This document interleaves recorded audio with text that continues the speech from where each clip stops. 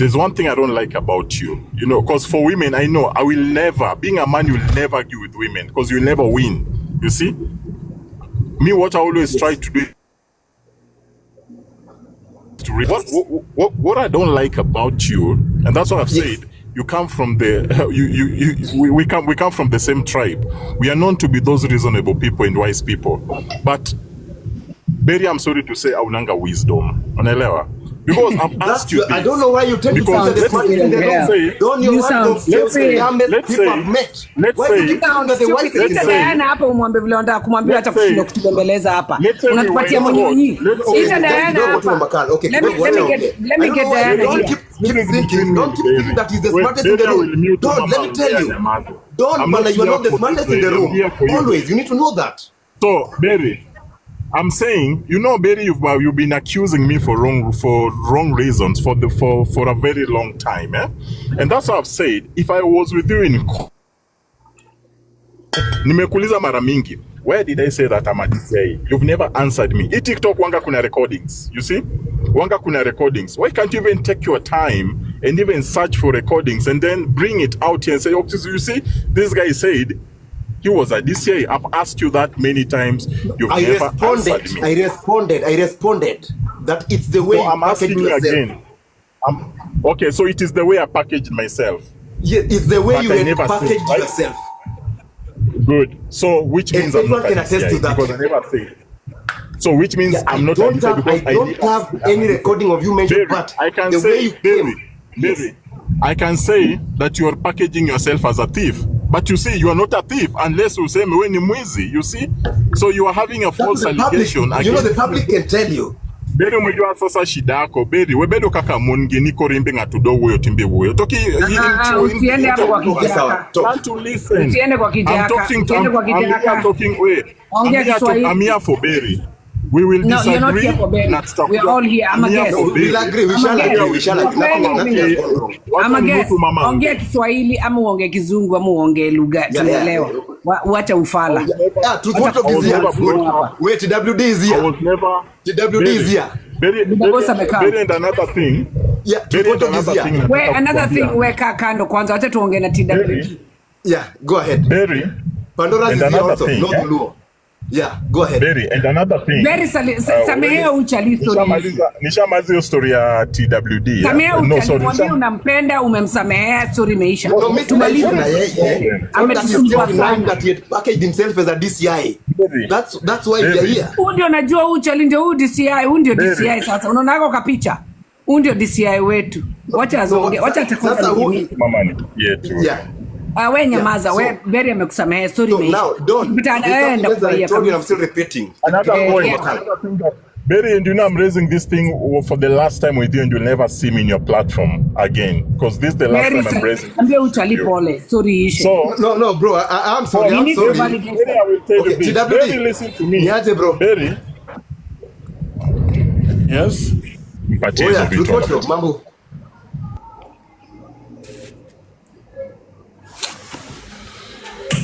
What do kwani uko network yako ni mbaya? Network yangu ni mbaya, network yangu poor connection. Sasa iko sawa, good. Sasa iko sawa. We lost our best friend. Okay, it's okay. Niaje TDWY network yake nayo ni mambo. Dona ameanguka. Wacha aende. Sema kwambia ni mwisho. Amekupatia yako ni mbaya. Yes. Yeah, good. Sasa iko fiti. Acha ni watu my network I'm coming. Iko poa? Yeah, iko fiti sasa hii. Sasa what do nina swali hapa bana? Yeah, nina swali tu. Sawa, yes. Swali moja na please. Wewe tuambie tu in your own opinion. Sawa?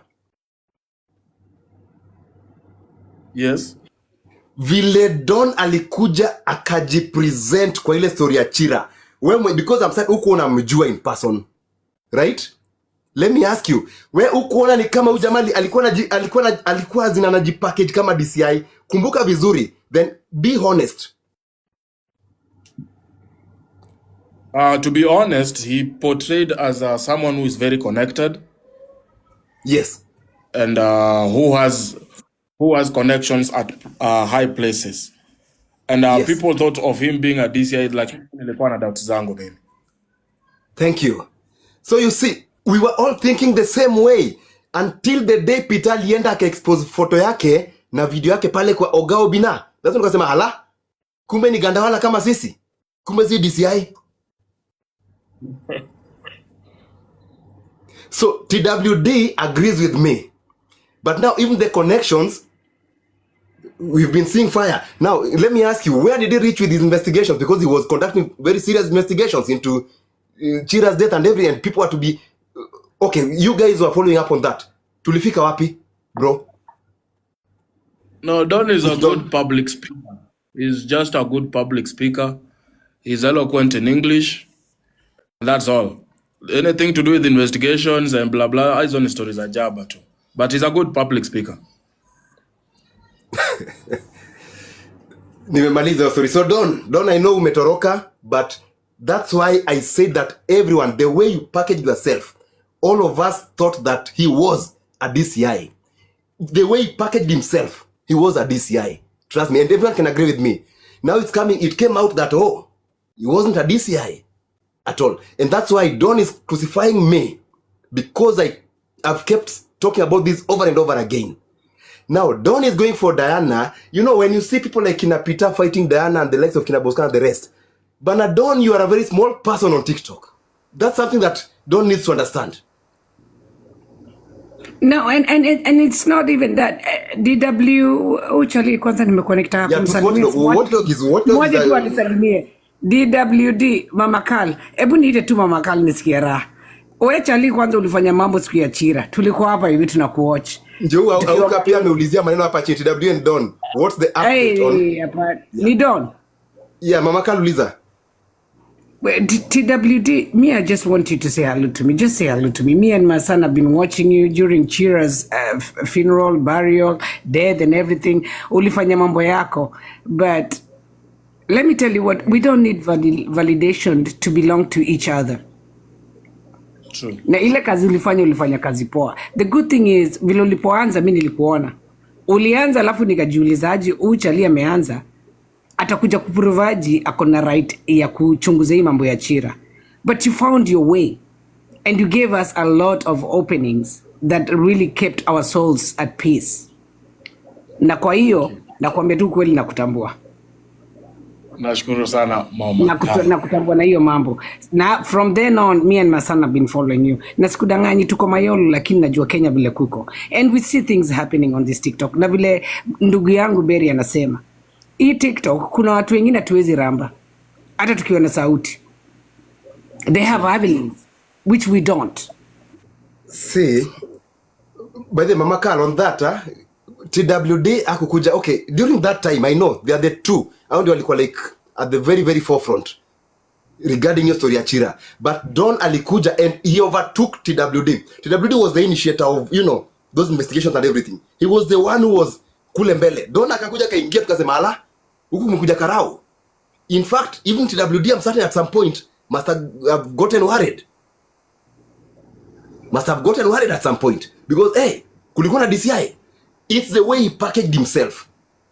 That is my thing. Now, Auka just asked TWD and now Don has left. What is the update on Chira's murderers? Because kwanza Don alikuwa amepromise he was to deal within like a week or two. TWD tuko wapi bro na hiyo story? Unajua hii story wamejaribu kufunikia sana. TikTok wakubwa hapa wanaifunikia sana. Na what I can assure you guys ni whether justice is bought in Kenya, justice is bought, you can be guaranteed about that. And it's unfortunate that now God at Adilina was saying, trust me, each and every one of them anakula ngumu sahi. Wanakatu hapa kupiga mnafikiria wako na do wako fiti. Hapo sasa. Hapo hiyo part hebu rudie tena na useme sauti wasikie koma 3 huko nyuma. Rudie wasikie koma 3 huko nyuma. Rudie na useme na sauti TWD. Hebu rudie babangu. Rudie wasikie huko nyuma. Something is not right somewhere. Yeah, I'm telling you, almost all of them you can see things are turning the other way around. because these people know for sure Chira was killed. I even went further to mention the alleged murderers. Actually, the person who did, not even Yeah, saying that one. Momanyi guy. There's that Momanyi guy that you kept bringing on. Yes. And I was not joking. I am not joking. I can never make a joke out of that. And if indeed Mama Carl, Roy and the people viewing me, mtu anaweza kujaje kwa media aseme ni wewe ulifanya hivi, and it's a very serious ongoing case. I didn't know that I didn't know that Diana was here. Diana Rose, karibu nyumbani. Karibu kwa. Leteni dadangu hapa. Alikuwa Yeah, go ahead. na ulete huo Don alikuwa anataka kumsulubisha Hakuna leo. bana, Leteni wachana dadangu Don. hapa. I stand with Diana Rose. Leteni dadangu hapa. Endelea TWD. Endelea. Diana, come here, sis. Come up. I've just seen Come Diana up, was sis. here kumbe. Kumbe alikuwa Yeah, na watch. mlete hapa. Yeah, go Leteni ahead. dadangu hapa. TWD, go ahead, tunasikiza.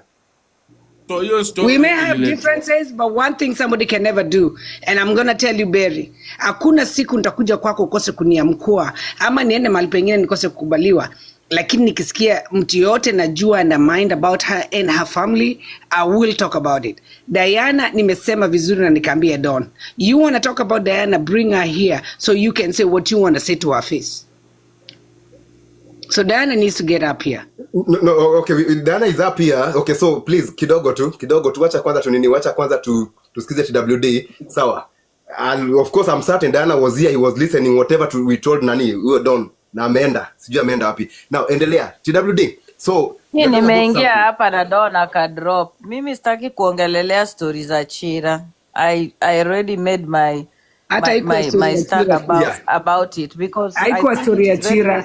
it is just Ilikuwa ni respectful akona for story us. na wewe. Anataka kuambia Tuheshimu kitu. ya kwamba sahii hayuko na hakuna kitu imefika mpaka sahii kusolve hiyo kifo yake, so tuheshimu, tupatie family heshima pia. Let We're it not talking rest about because Chira.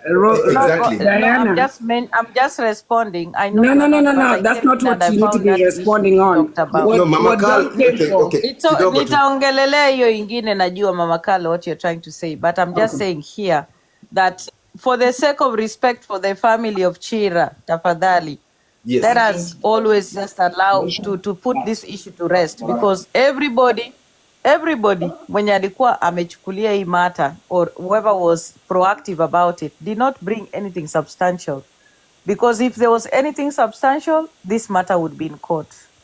So I True. think out of respect tuache tu hiyo story ya kuongelelea Chira. Alishaaga, amelala mpaka ile siku kitu iko tangible itakuwa accepted by the police na ifike kotini, ndio tutarudi kuongelelea. For now every other thing did not work. It was not substantial enough to take anything to court, so let us respect that and we move. That's what I would kindly ask. Habari yako Truth Watchdog, Berry Black? Absolutely. Umeamkaje? Tuko salama. Karibu. Tumekuwa hapa, vita ilianza kwanza ikakuja ni juu yako, nikawa naambia hiyo kijana. Hadi sasa enda hapo. Sasa enda hapo mahali tulikuwa, kijana alikuwa amesema akona expose about Diana and we were telling him. Nani wapi, yuko wapi? Nimemwona akinyemelea hapa, huyo mjinga akuje hapa juu kama anataka kuongea, na nilimwambia jana kama ana content ya kuongelelea Diana ninaweza Ako hapa ninaweza nikamtumia picha ya kuma yangu atumie kama content, because mimi hakuna Don. Who is Don? Ati Don mimi anishtue Diana? Who is Don? Who the hell is Don? Mtu mwenye hata hawezi akaraise pesa, mtu mwenye hawezi hata kuraise pesa ya kutibu mtoto wake. Like Okay, he cannot even raise money. don't let people be talked about in their absence. Don, you are here, nimekuinvite tupande juu. Sawa? I won't allow so no one is talking in your absence. You are here. I've seen you. So please unaweza panda Very, one thing you need to realize, Now go ahead, Diana. to realize is that, skiza, wacha nikwambie. Here on TikTok, there are two things that happen. You need to understand. When somebody hates Berry Black, they are going to group up with people who also hate Berry Black and sit in groups and move from platform to platform with the hopes of talking about Berry Black negatively so that they can earn some coins. Umesikia? That So is it's all what about is Mboka. currently. Yes, it's all about Mboka. Don is riding on Diana Ross's wave to get Mboka. Na nimesikia, namwonea huruma, apande hapa ni mgift kwa sababu amekuwa akitembea. Juzi alikuwa kwa M akatoka na 205 coins. Ile And siku something alikuwa just came anapiga up, huh? kelele kwa platform ingine akatoka na 19 coins. It's not fair, guys. And something When you just see came up Don, according to him. ukiona Don kwa platform, tafadhali mumpatieni coins kama inawezekana, because he really needs the money. Honestly, You he know, does. and So that kama something mnaweza explains that. kumsaidia mumpatie. Amesema sijui alibiwa 1 million ati sijui he can destabilize nini economically sijui kibiashara. So this is now making sense. So that's what he's trying to ride on. Is He that he what just he's talk about doing? some 1 Because million, on I don't know, 1 point TikTok, something million that was stolen from him, and that I is don't know how at it Airtel works. and Media. Let me tell you, on TikTok, Berry Black, if I hate Truth Watchdog, I will be working on platforms na jina ya Truth Watchdog, depending on visibility yenye ako nayo. Umenisikia? Yes. Unasikia? So kama Truth Watchdog ako na viewership na ako na watu wenye wanamfollow na kuna watu wanamsikia, nitasimama nitembee kwa platforms nikisema Truth Watchdog ninamjua. Huyu nani ako na echo? Nani Mosae ako na echo? Mosae mute. Mosai mute. Mosae ako na They echo. got they Mute got mute. Mosae hata wewe Berry. Siwe ni nini? And you Ako najaribu na echo. kumute, but yeah, exactly. Yeah, good. Yeah, go So ahead. nitatembea na jina ya Truth Watchdog nikisema I know Truth Watchdog. Na unajua kuna wale ma enemies wa Truth Watchdog watakuwa wananizunguka. Unaelewa? Because True. they endorse my hate for him. And in the process I'm earning coins. That is how TikTok works. That's why hapa TikTok a lot of people are thriving on enmity na animosity. Umeelewa? True. Say it Watu louder. wakiwa wako Say it louder. Say it yeah, louder. Say it louder that is again. what Say is it happening louder. on TikTok. Wacha nikwambie hapa TikTok, if everybody would be at peace, there will be no coins. And let me tell you one thing you guys need to understand. Somebody just wrote down there. Diana is a movement. Diana understands what social media is all about. Forget about Facebook and TikTok. We need to stop putting these two things. Nilikupata Facebook, nilikujua TikTok, nilikujua Facebook. A movement. When you become a movement, you are so substantial in learning and knowing very what happens when you get on social media. Iwe ni Instagram, iwe ni TikTok, iwe ni Facebook, you know how people run. True color. Correct. And that's how Absolutely. we're going. Na hiyo ndio ile kitu inauma, because right now So kuna mtu anasema Diana ati I had so much to say about you. I don't know this woman. I know her from Facebook and I know her from my story with Facebook. I'm not going to bring it on TikTok unless I have to. She knows me. But that doesn't make me sit here and listen to somebody trying to put a lie on her. Na kama mtu atasema uongo Berry, huyo chali angerudi, si uko chini huko hivyo, si apande juu sahi aongee na alisema kitu ya kwanza. wacha nikwambie, let me tell you Nataka something Mama Kal. wanawake Ngoja nikwambie, wasiheshimiwe kwa TikTok. Amesema hivyo. wacha nikwambie, let me tell you something. Wacha nikwambie something. Unaona Don alikuja TikTok and he thought that akiingilia story ya Chira it will give him visibility and respect. Unasikia? That's why vile Exactly. alikuja na story ya Chira, alikuja akiongea, akikuja ni kama ni sudo, hajulikani, na pia ati yako na That's the thing I was connection, talking anajua about. mapolisi. Unasikia? Akakuja akauzia watu hapa some kind of some kind of senior politician, senior connected man, influential man in the government, anajuana na watu mpaka akaanza kusema vile he has the money. I have the money, I don't need your money. I remember everything this man used to say. Alikuwa anatembea Rudia kwa na nguvu platforms, hapo kwa anakaa mani. nao Rudia hapo na nguvu. Watchdog, Rudia na akaanza nguvu kusema mabili kwa vile mani. Anasema rudia hapo. unasikia. True. Yes, in fact, there are recordings of Don saying the way he doesn't need anybody's money. He has the money. He has money, and he knows the right phone calls to make. Those were his words. And then mtafute recordings, msikie vile alikuwa anaongea. Akasema, I know the right people to talk to. Unaona? So, Yes. we Dead Angel, nilikuwa nakaa kama mkufi kwa sababu babako alinitomba mpaka nikakufa na hiyo mboro yake yenye iko kombo takataka hii. Diana, stop mentioning your parents. Akataka. Umetukanwa ya kutosha. Diana, Sasa nikiketa moderator kai monda. now that I have you on this live, Yeah. Diana, let me ask you So this. anyway, ngoja I love kwanza. you. Hebu ngoja. Mhm. So Na ngoja. akakuja hapa Asante kwa kuniweka moderator. Sasa wacha nione wajinga wamekuja. No, these Andika things I'll tena, tell you. Mimi bana, mimi sinaga andika nyinyi tena watu umbwa hii. Sasa mi ni moderator hapa, tuheshimianeni andika umbwa. jameni. Mnajua Yeah. tuheshimianeni tu Na tafadhali. Beri, Let's not usijali, have tuko na Diana hapa sasa. Wacha Diana ongee. haya. Diana iko Twende. poa, iko So poa, nimesema iko na poa ninarudia Kibronje. hapa. Wacha huyu ngoja. Wacha deal now. I'm And saying Beri, most of the time you at aki, work. okay, si you mute tu kidogo Mama Kal. We'll talk. Let me Okay. land my point. Yeah, Yeah. wacha ni Land land it point and make sure yangu. you Wacha ni land point yangu. Ndio Go ahead. nimalize. So nilikuwa nasema alikuja hapa akajiuza kama mtu ambaye ako influential in the country, in the government kabisa. Alikuwa Exactly. anatembea. In fact, there are so many women, yes, walikuwa wanafikiria eti he's so influential, unaona. Akakuja, but unajua in the process ya kuingililia story ya Chira akajisahau. He got consumed by the attention he was getting, because unajua first of all alikuja na hiyo sauti yake kubwa, na alafu alikuwa Yes. pseudo, alikuwa mysterious, unajua.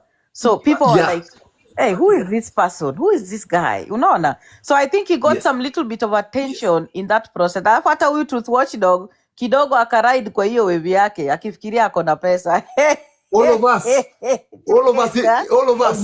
Truth Watchdog, Hiyo pesa Truth ungekula. Watchdog alifikiria Don King ako na pesa. Alafu aka realize na huyu jamaa kwani ni aje, hata tunafaa kufika mahali na nataka do na hata show up, mara hata ana gari. So he never used to show up the way Truth Watchdog expected, because Truth Watchdog alikuwa anafikiria atakuwa na show up na maprado na mado. Don is just ako huko chini, ukaache watu wapigane na Diana wengine, but ako huko chini. He's just ako huko chini bado. He has tried, you know, you can try nyati tuthi, but you cannot manage, and it's evident. So now running all over and saying, oh I need that, doesn't work that way, and that's why we are here. It's as simple as that. And I agree with all of you. Let's be selective in our battles. And of course, I know there's a lot By of the theft going on. By the way, Berry Black, I don't have a problem with anybody talking about me, but when you come for my child, mpaka unataja jina ya mtoto wangu, mimi mwenyewe I can kill you with my bare hands. And that's what I told him. Come for my kids, I will find you, mimi mwenyewe. That If I you have an agree. issue with Diana Ross, deal with Diana Ross. Don't move to platform talking about my children. Unajua, hati unataka watoto wangu, don't do that, because mimi I will come for you personally. Mimi mwenyewe, because I protect my kids with my everything. Unasikia? So mtu like ati anajaribu kupata relevance na jina yangu. Okay, attack me. Hapo nitafute mimi as Diana. Na mnaona niliambia Don vizuri na namrudilia. Akiendelea kutaja mtoto wangu kwa platform yoyote, mimi mwenyewe nitamtafuta na nitavuruta hiyo makende yake opposite, totoke kwa matako ikuje mbele niingize kwa mdomo. That's what I'll do. Because me, I don't have time for him na ujinga yake. Unasikia? Sina hiyo time. Don ana pesa, siwezi mpeleka kotini. Juu hana hata pesa ya pikipiki ya kumtoa akikuja kotini. Atalipa, yani unataka kupeleka maskini kotini, atafika kotini aje? He'll be missing court sessions because he doesn't have the money.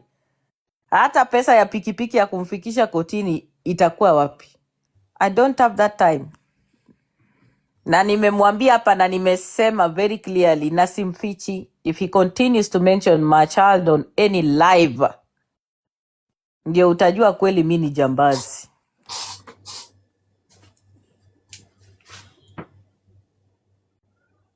I still think the idea of pulling in kids, you know, this is what brought serious issues between me and someone a few days ago, and I know you saw that fire that was all over. See, we might fight, but the moment you pull in my own blood, I've got kids that I love so much, and I care for them, and I take care of them 100%. Now, the moment you pull them in, or you sit where they're being pulled in and you changia, you know, you become part of that, then you become my business. In the event that I get something on you, let me tell you, I pick you up. I pick you up. I pick you up vibaya sana. So sometimes we need to be very very cautious when it comes to some of these things, and that's where I believe all of us as parents are coming from. Let me tell you, hata sahi kuna chai inatayarishwa hapa kwa sababu ya mchango. It is coming. Itamwagwa hapa hivi on Tuesday. Kuna chai inakuja hapa kwa hao wezi. Wanapanga kitu hapa. Utaona ikifanyika. And that is how TikTok works for these thieves. Umesikia? They sit in the background, wana create chai. Hata leo asubuhi nimeona recording nyingine ati watu wanaamini eti kuna watu wamekosana mahali. Ng'ou. Hizo zote ni games. Umesikia? Those are just games that people are playing here. And this platform is all about games and manipulation. Anybody mwenye anataka pesa kwa hii platform, you must be a person that is manipulative and you're full of games and lies. That is what you do.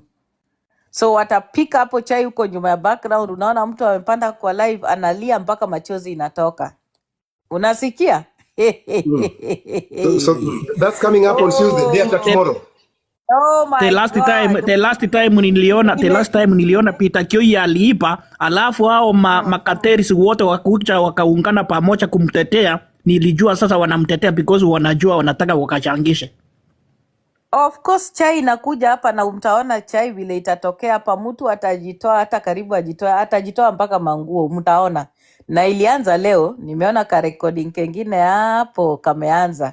Umesikia? So pay attention because itakuja in terms of somebody trying to harm another person. Mtu mwenye hata hawezi kuona amesaidiwa na ananifanyia hivi. It's not fair. Yeah. Oh, hiyo chai nimeiona kwa data collector. Mtu akisema kwamba wakati ako na pesa ndio hata manduu wanamtambua. Kama hakuna pesa manduu hata akiwapiga simu hawachukui. Chekesha. You know, Chekesha, my friend. with me, you guys are talking in parables, huh? Because I think I'm not so keen on this platform, or on this. Okay, Belly Brag hapo sasa mimi nimepita kwa data collector nikakutana na Nyako akisema eti alikuwa na shida ya nyumba kupigia Churchill anamwambia sasa hivi naendesha gari siwezi nikachukua simu yako eti wiki mbili zimepita hajawahi mpigia. Ala? Okay. So, I just have one question. For those of you who are in America or who are in Europe, let us just be honest, guys. Kuna shelter inacharge watu pesa kulipa kwa month. Jamani, shelters are for free. Yawa. Kuna shelter inaweza kuhitaji pesa kwa watu. Kwanza 18,000 euros, that's a lot of money. Tusemeni tu ukweli, now we are just having a discussion. Even in America ukikuwa kwa shelter is free. Any shelter ni free. Hey. okay, I don't know. I mean, Jeff, I'm paying my rent. I've been paying my rent for the past more than 4 years now. So I don't know those other areas, but here there's no free accommodation. Okay, there's free accommodation for those, the common laborers and everything. So I don't know about Europe and the US. Yeah. US like easier country like US, Europe, ukikuwa kwa shelter, the serikali ita take care of you. You don't pay rent. Ati a shelter will come back and tell you ati ulikuwa ati umenini ulipe sasa. Guys. Kwanza 18,000 euros. It's a lot. Hata ukifanya kitu kwa shelter na wameona hauwezi ukaendelea kukaa hapo, wanakuambia utoke. They But just they tell you cannot to charge leave you. because there are some things sometimes unaweza kuja kwa shelter late na wako na restrictions za time, unajua, ama umekuja na unapiga kelele kwa shelter, so wanaweza kukuambia you can't continue being here because una affect watu wengine, unaona. So what Sasa, exactly is a shelter? unless Because I don't. So shelter is like it's like some hostel somewhere. I don't know because I don't understand. Ingia Yes, Google yani haraka unapata ni apartment mingi, maybe ziko na rooms tudogo, watu wengi wanaishi huko. Ni kama shule tu. Okay, I didn't know. Yeah, kama sahii ukiwa hauna nyumba vile, sahii sina nyumba hapa, naishi kwa mti. Nikichoka kwa hii mti yangu naenda kutafuta shelter, natafuta mahali watu wanaweza kuishi, unaona. So that is what unajua. Ona Priti anasema ati tusijifanye ya kwamba ati simu pia ilikuwa inafaa kulipwa. Guys, hii platform iko na manipulation. Sasa hii si nimesikia mpaka maumbwa ati mimi niliua umbwa za Jacqueline. Sasa umbwa za Jacqueline zilizaa juzi, ilikuwa mpaka na watoto. Hebu niulize, hii nyama ilitupwa na sumu, ilienda ikaua tu mama ya umbwa na ikuua watoto. Watoto wa umbwa za Jacqueline hazikukula hii sumu, iliua tu Okay. Wewe ndio uliua. Wewe ndio uliua. ati mimi ndio niliua umbwa za Ya Lady J anasema kwamba Diana ndiye alituma mtu akaenda kuua umbwa wake. Mtaniua hii tuma mtu TikTok. kwenda kuua. Nimewaambia guys, wacha nikwambie, watu wako desperate kwa hii platform. And I'm telling you, Jacqueline is even capable of kuwasha moto kwa hiyo boma yake aseme ni Diana Ross. I'm not lying to you. You guys pay attention. Kwa nini anakuja kusema ati umbwa zake ziliuliwa the time yenye issue imetokea ati Roy amedisappear? You guys, kama umbwa zilikufa 2 days ago, why did she not say it at that time? Because she's in contact with her people all the time. Alafu alichichanganya, nilisikia ati alisema kwamba eti ndio alikuwa ameambiwa, na alikuwa amesema kwamba ilikuwa mgonjwa sijui tangu last Friday ilikuwa inatritiwa, lakini sasa tena akeuka akasema eti ashaambiwa hiyo siku hiyo.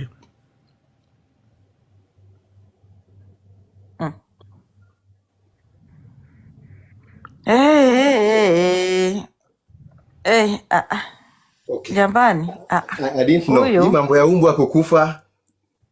I didn't know. Yes, let me tell you, she's very capable of doing anything na claim ni mtu, because that is anataka pity. Anataka watu wamwonee huruma. So she's very capable of doing anything at this moment, because anaona there is something going on sahi. There's this issue of Roy missing. She is going to ride on it and capitalize on it, because she always wants things to be about her. That is what she's going to do. Aseme ni wewe umemkidnap. Yes. Hivyo, na si ameshasema ni mimi ati I should produce Roy. Diana Ross should produce Roy for us. She's crazy. Like, I mean, someone is missing and you're opening lives all over the place, making claims you can't substantiate because she thinks it's a time for content and to earn money and visibility. Yani, the best thing she should do now, anafaa kuwa anatafuta Nelly, atafute pesa, ampatie, wapate investigators, wapatiane mapolisi, watafute Roy. But si kufungua live kusema ati, oh, he could be tortured, sijui nini. Like, it doesn't make sense. Ati nilikata mpaka mfanyikazi wake na panga sijui kwa shingo. This woman is... people are crazy on this app. Okay, how did that happen? What's the explanation? Ulitoka US ukaenda UK? Ukakata mfanyikazi shingo ama what? Nilitumia Ati ndio jambazi mwenye nilitumia my dear. Alisema kwamba ulicommunicate na Ati because Ati ni jambazi ndiye alifanya kazi. So Ati ni jambazi ndiye alifanya kazi, umesikia? Naona ati juzi vile tulienda kwa live ya Ati, nilienda huko kwa sababu mimi na Ati sasa tumeshikana, tutafanya kazi ya ujambazi. Ati ni mjambazi mkubwa. Unasikia? So the desperation kwa hii app iko impossible. Bantu Queen, unaniuliza mali Roy yuko, mimi niko America. Unless ako America, don't ask me. Yes, I have Liz. I think there's just a lot that's going on, but in situation like this issue of Roy, people shouldn't make it more of a content. Instead, watu wangekuwa busy looking for exactly where the guy is. Mimi nikifikiria, because now there are people riding on that again as a content. And that's what I'm saying. Unaona, at the end of best the people day, can do, not even speculating that sijui blah blah blah so and so ndio amefanya. No, instead I've reposted multiple times regarding hiyo nini. So wacha patikane, then thereafter let the law take its course. And that But is these why speculations, Berry Black, that is why I am not opening any lives za talk about anything until Roy apatikane. Umesikia?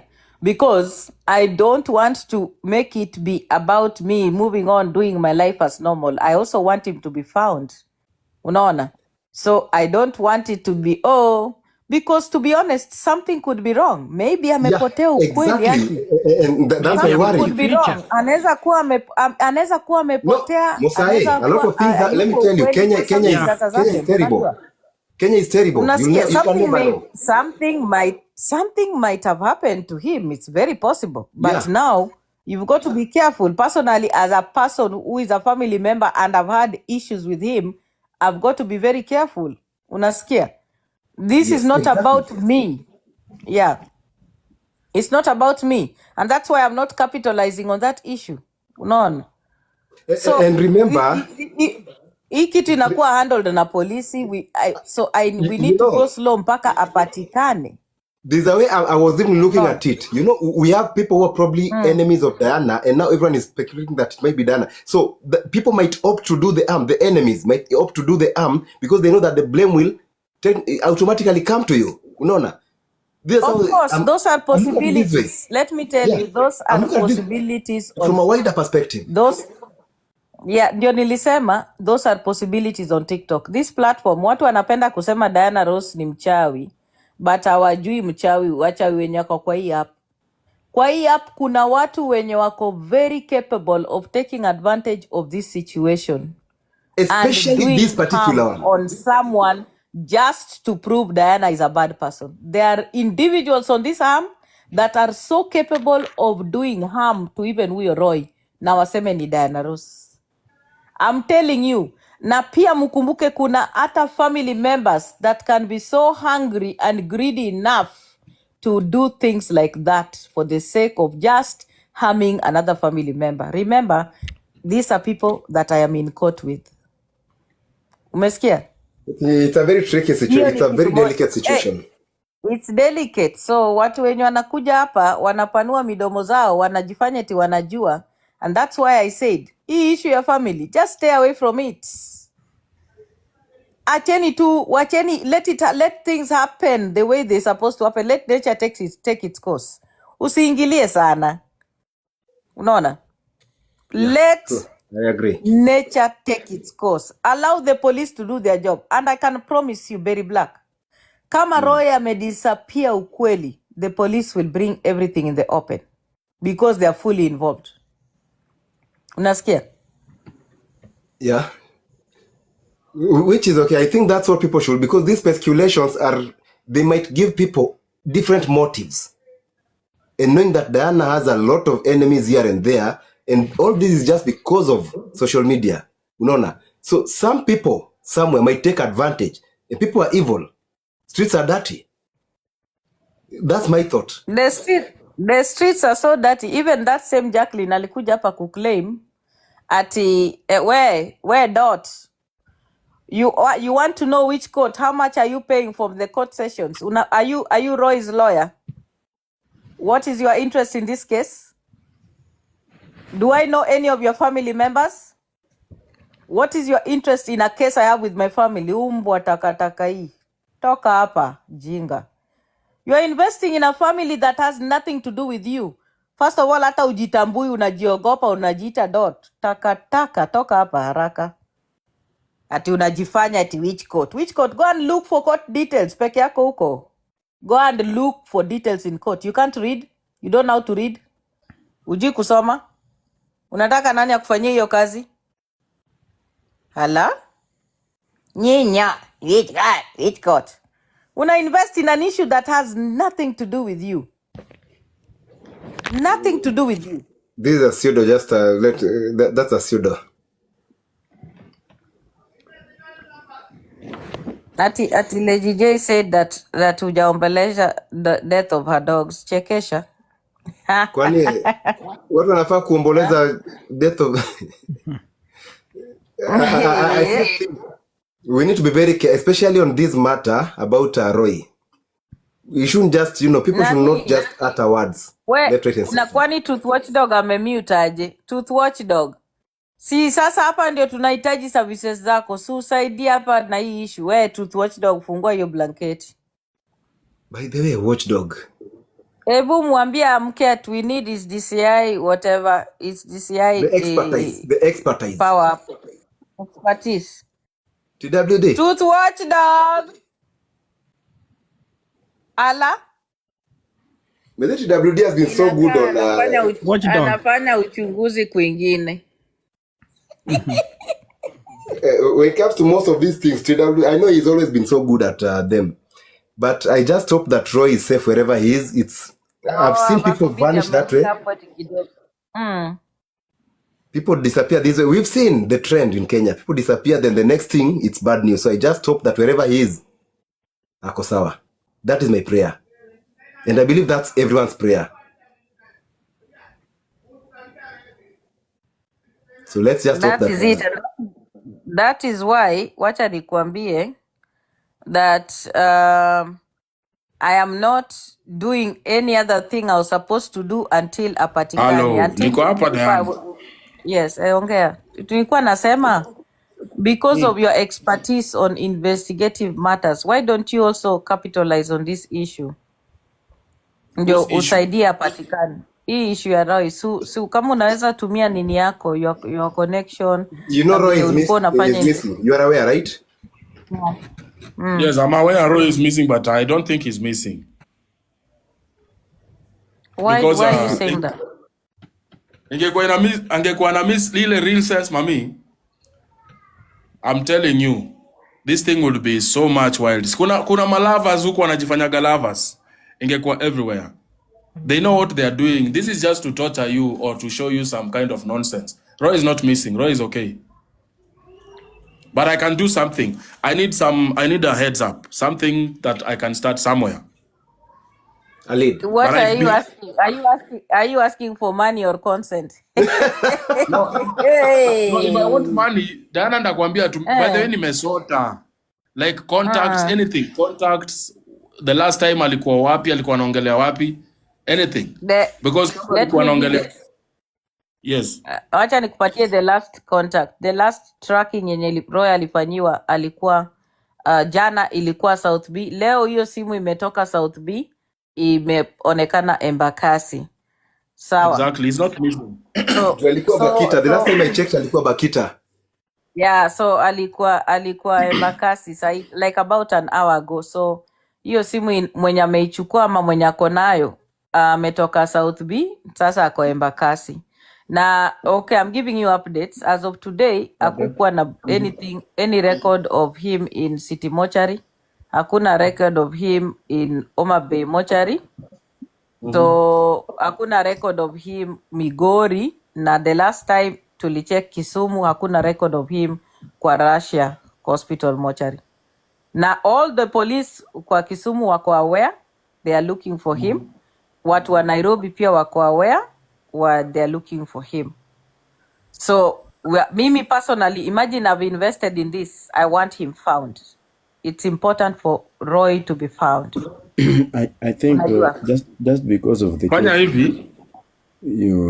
you've mentioned this might look like what Truth Watchdog is talking about is more of a hide and seek game to jeopardize whatever cases ahead of it. I don't know. Yeah. Yeah, and Roy was supposed to make an appearance in court. And unajua tarehe 5 Nelly na Roy walienda kujaribu kuextend cash bail, but it was denied. That extension was denied and he was told he has to appear in court and take a plea kwa hii wiki yenye tunaenda, which was supposed to be on Tuesday. And he's appearing in court in Ngong.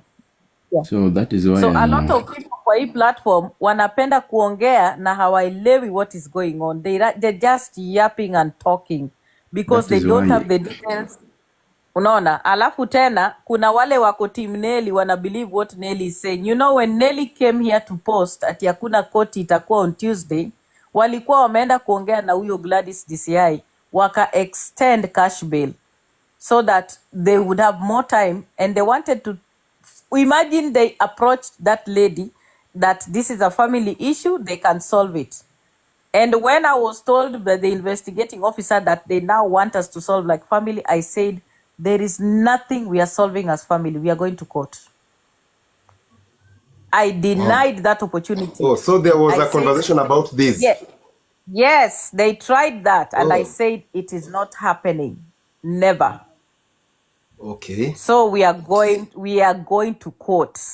Hakuna kitu ya kusolve kwa family. Kama kungekuwa na vitu za kusolve kwa family, hawangeleta Roy kwa TikTok, because this whole issue, kwa nini tuko hapa leo? Si kwa sababu Roy alikuja kwa TikTok na akaingia kwa platform ya Nyako na ni Nelly ndiye alimtuma. So kama hangekuja na jina yangu kwa TikTok, hakungekuwa na kesi leo. Exactly. This There sounds would be more no of a case today.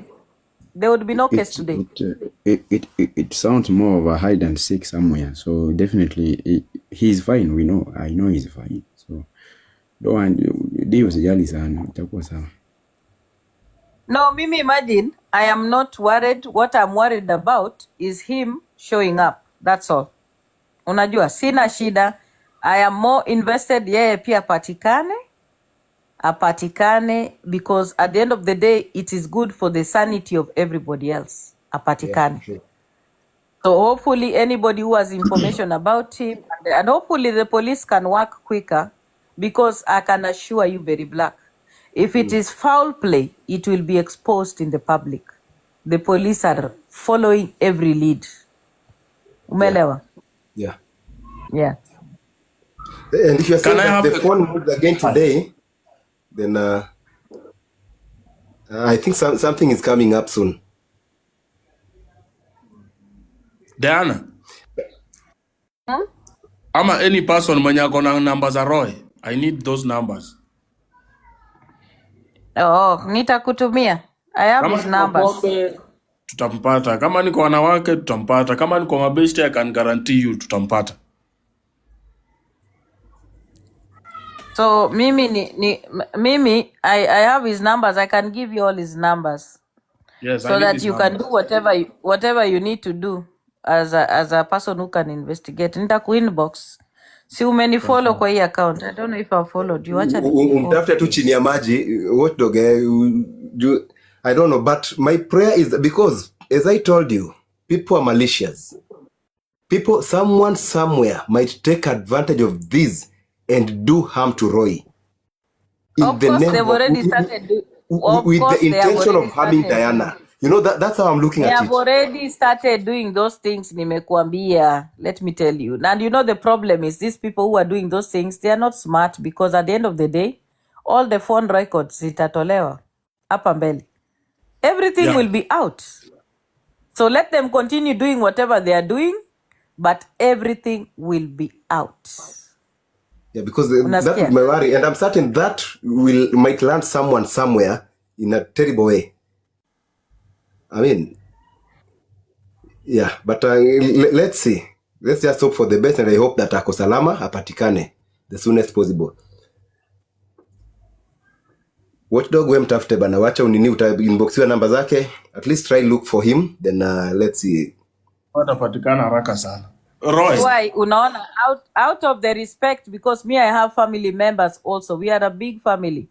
Out Yes. of the respect from my family members, they have asked me not to involve in any other things. Tuache kwanza, I go slow on any other issue mpaka patikane.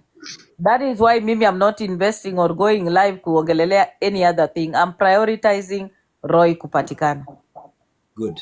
I'm not gonna be speaking on any other issues. I'm prioritizing Roy kupatikana, because at the end of the day, this is important for my sanity and the sanity of every other person involved, and also the sanity of the people who want to pay for him rent, like Jacqueline. Because kama Roy hatapatikana, Jacqueline atalipa rent aje kama Roy hayuko. Umesikia? Yeah, sure.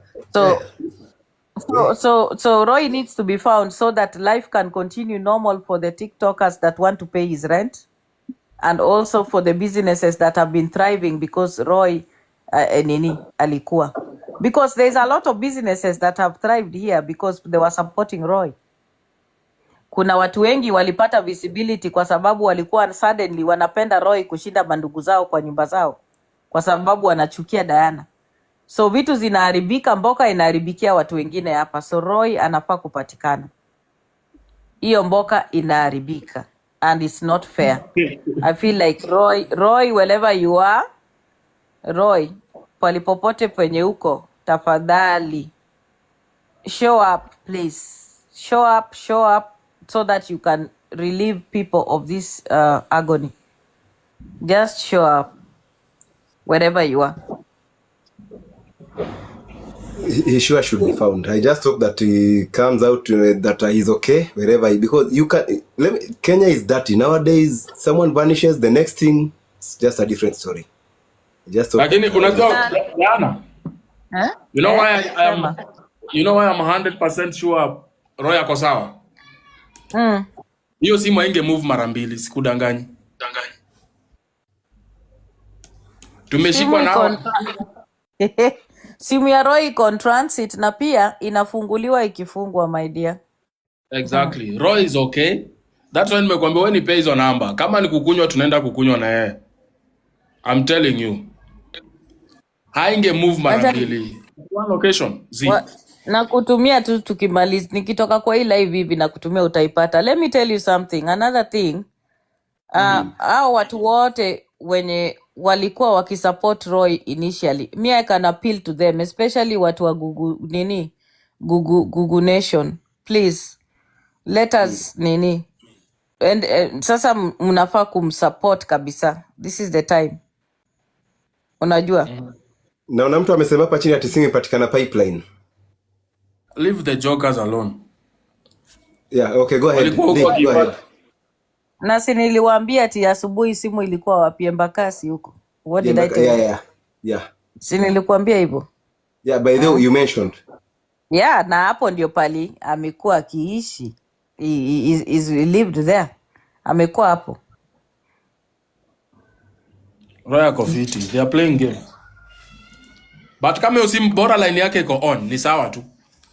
Tutakunywa na yeye leo. Haina noma. Nitakutia na tu sinasikia ako live. Collins, hebu zoom, nasikia ako live. Collins. Hey. Kolo uko na gadgets?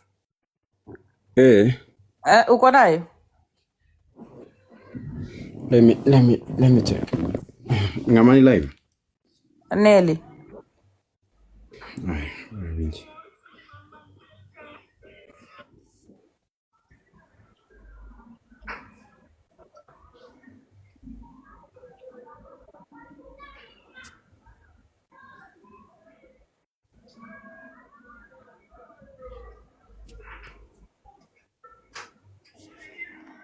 What's happening? Naona anatafuta kwa nini places wako kwa nyumba za mabati mahali na huko pipeline.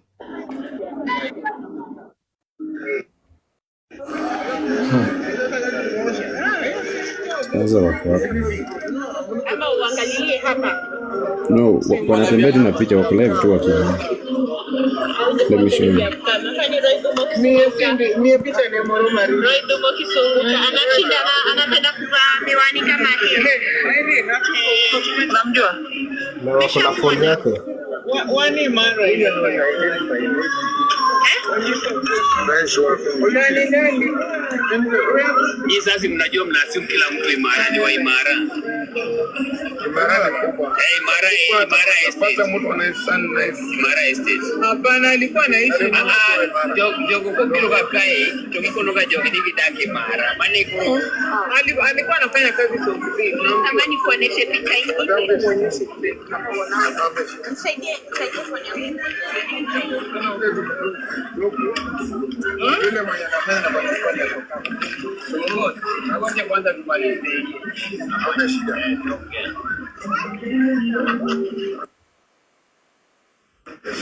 Tunachanga. Hauna shida. Asikia kwa Irina kwa anapenda sana na wewe. Wewe ndio bezi yake. Yeah, wanamtafuta tu, there's nothing much hapa. So wanakuja live kwa nini? Hii ni wanakuja drama bana. They're talking about ati anapenda kwa Irene. Who is Irene? Irene is my big sister. So una ya They just wacha ni aki A big wacha fat ni one. mute aki. Wase, si kwa ubaya lakini hii ni mchezo. Wacha ni uwezi search msee ati uko TikTok live. Hizi ni vipindi.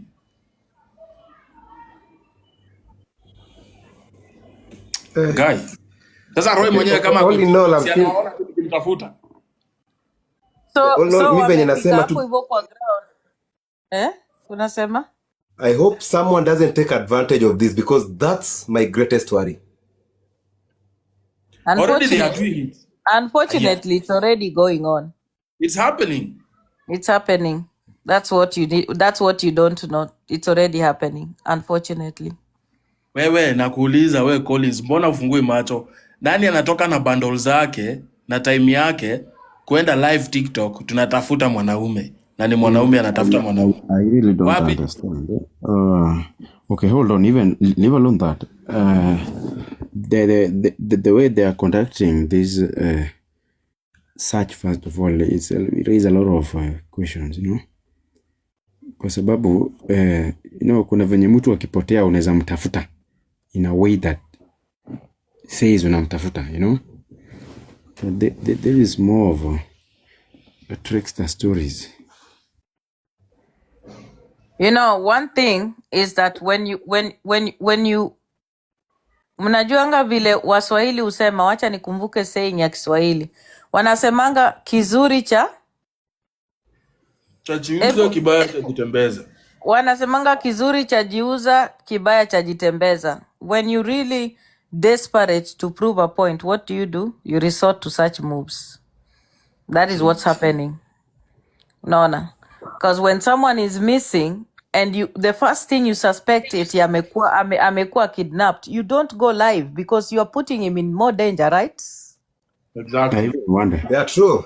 That's my thought. That's my Yeah, thought as well. because when someone is missing, we are assuming everything. Tuna assume everything. Tuna assume either amekuwa kidnapped ama mtu amemshika ama ako mahali na hayuko sawa, ndio maana hawezi aka contact other people. But then when you come live, it means you are alerting anybody mwenye ako maybe anamham ya kwamba you are onto it. So you're even putting him in more danger. Unaona? Dina kwambia na watakuja tu hapa ku confess. You know the good thing, we say the truth, we leave it. They say their lies and then they come to face the reality later. Hiyo yote, as long as unasema hiyo phone imekuwa ikimove, it is Roy moving and probably under instructions of the so called wale wanaishi Mayolo. Mimi Na hata nimwambia watu wenye wako kwa grao, I am sure, I have a feeling they have been funded. Hiyo ni uongo hiyo. yes. Yeah, that is what is happening and that is why they are munajua kuna WhatsApp group already iko created. Na tena mukae mukijua ya kwamba in the next few minutes itakuwa eti wana offer ransom ya mtu yote mwenye ako na information, na the reason why the ransom will be offered, of course you know ransom will be money. Anybody with information itakuwa eti atapewa hata 100 or 200k. That's the next move. After hiyo itakuwa watu wamecontact ya kwamba wako na nani, wanataka nini, wanataka pesa kama hii. You guys, let us wait and see. But I'm saying and I'm insisting again, the hope is for him to be found. Hiyo He tu. will be found. No, they will produce him, not he will be found. They will produce him. Roaring. Unaachiwa hiyo story ya Roy kama nani? We ni mtoto wa nyumba yetu wangapi? Which born are you for my family? Which born are you in my family? Ama you are my step sister na sijui, because unaweza kuwa na step sister na una. Ebu niambie you are born which namba ngapi kwa familia yetu? Comment hapo nijue. Uko related na sisi aje? I think at the end of it, this all, remember, Diana, Roy, Nelly, and the rest are a family. We are outsiders, all of us. That's everyone else. That's the Hey. bottom line. Ulikuwa unasemaje Truth Watchdog? Yeah, like I'm saying, hii yote you don't have to worry. Number one, that phone could not have moved to 2 location. Ange miss palipenye alikuwa nakaa na hiyo phone ingekwama kwa destination na ingezimia huko. Moving from one destination na hana mapolisi, I'm telling you, hiyo simu ingekuwa ishauzwa. Kama ni the so-called kidnappers. Then seeing these people on the ground going live at we are looking for someone, and then they are focused on the comment section rather than even focusing on who they are looking for. I'm telling you, hii yote ni kipindi. So this is maybe Huyo ni Lady Jacqueline amemtumia pesa kidogo ya kutembelea. maybe no, this is just to I assume the move is to frustrate you, and as also play the we are the good people. When your brother was kidnapped, you are nowhere, you are not caring, we even suspect you kidnapped your own brother. I think that is some kinds of stories that are being cooked, if not already cooked. So Roya Kofiti, they are the asieti wanamtafuta wampate, they will produce him.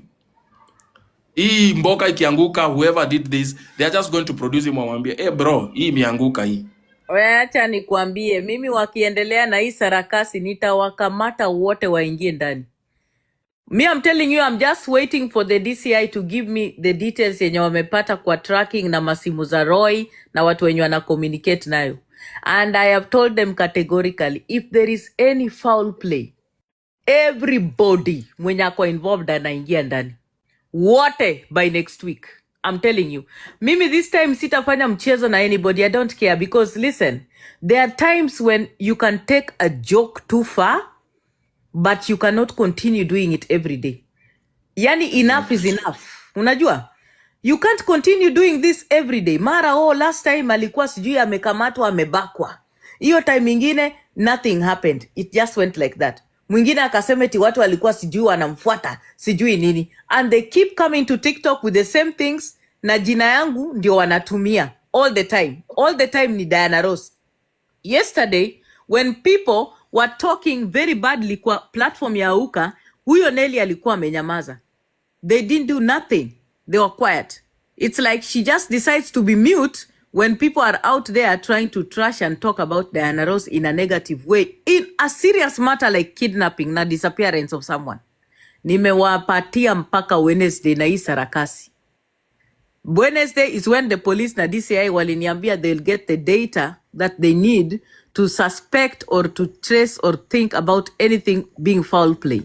The moment wataniambia ni foul play, tip, easy wote ndani by Thursday. I can assure you that. Mi sitacheza na mtu hapa kwa platform. Nobody is going to ride on my name and play with my name again. I'm not going to play with them. Na mtu asijaribu kuniambia siji blood is thicker than water. I'm not going to play any more games with anybody on this platform. Kama watu wanatafuta pesa, wanatafuta mboka, they don't need to use my name. Kama unataka mchango kwa TikTok, tumia other issues and other means and other methods that you can, but keep me off your grammar and your games and your shenanigans. Tarehe 5 ndio hao watu walienda kuextend bail, cash bail. Wakaambiwa it's not possible. Roy has to make an appearance in court. Between tarehe 5 na sahi, Roy asha disappear, he's missing, and then alikuwa pia anahama. He was also moving. From where? Yeah, there was nothing about kuhama, that things were moving Yes. as well. Yeah. Between tarehe 5 na hiyo tarehe 5 ndio anasema excuse me. Hiyo tarehe 5 wanasema ati ndio hawajawahi communicate na yeye. So these people think they're smart. They think that they're playing a game, that Diana Ross. Wacha niwaambie. Mimi, I'm just waiting for the cops because the cops have the mandate and the authority to do whatever they need to do. Once by Tuesday night, wakishaniletea everything, I can assure you, wote wataingia ndani.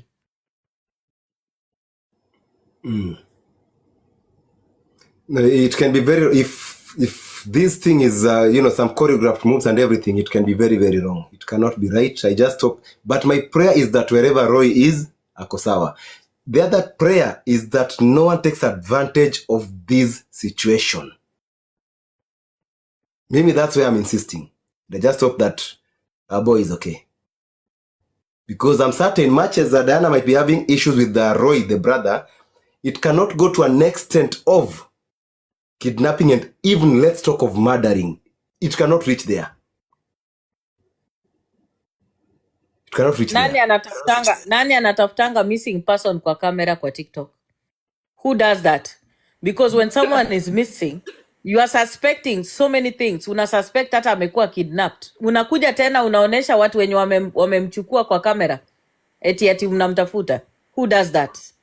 I want to ask you guys a very simple question. If you've been kidnapped na umedisappear, watu hawajui pali umeenda. See, there are so many things that come to play.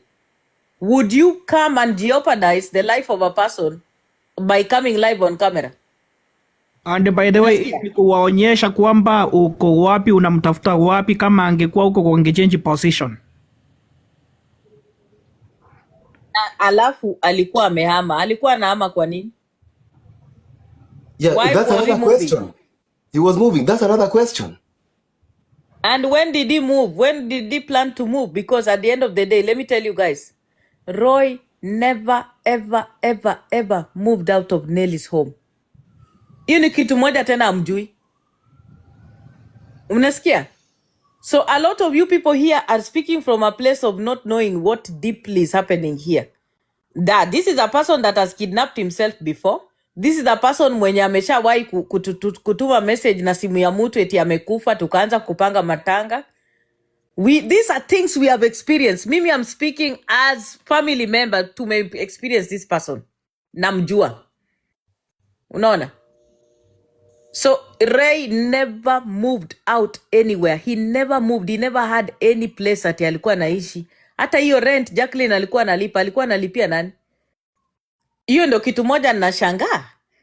Alikuwa analipia nani? Cause huyu kijana hakukuwa amemove. The times he was going to Embakasi, he was going to my cousin's house. So history ya caretaker. Where is that caretaker? Nyinyi mumemwona? Have you seen that caretaker nyinyi? So there was a story about a caretaker mwenye alisema sijui alimuona mara tena ati anageuza statement ya kumuona. You know, again, that wasn't coming out clearly based on what, because I was on that live, huh? So the caretaker ndio alikuwa the prime suspect because he was giving contradicting statements. Even when she's going live now, the best thing she would have done, angekuwa ametuletea OB pali amereport Roy as a missing person. Angetuletea OB na police station panya amereport na tupatie investigating officer, number investigating officer, so that anybody off and on TikTok anaweza kupatiana leads kwa investigating officer. Ama nani, you guys, isn't that how things are done? I think they reported and there's an OB to that effect. There's an OB to that effect, right? Wiko wapi? Wiko wapi? Tell me. Na investigating officer mwenye amehandle kesi ya Roy ni nani? Na namba yake ni gani? Because kama mtu ana miss, watu wanafaa kukuwa na the contacts za hao wa polisi kuambia, nimeona description ya mtu kama huyu mwenye ako missing. Am I lying, you guys? Then hata kuna kuna toll free number iko hapo out DCI wao wameweka. No, but she reported. Yesterday I was on that live. Don't get charged. Hii mambo yote, Diana, you are very right. Very, very right. I'm telling you for free.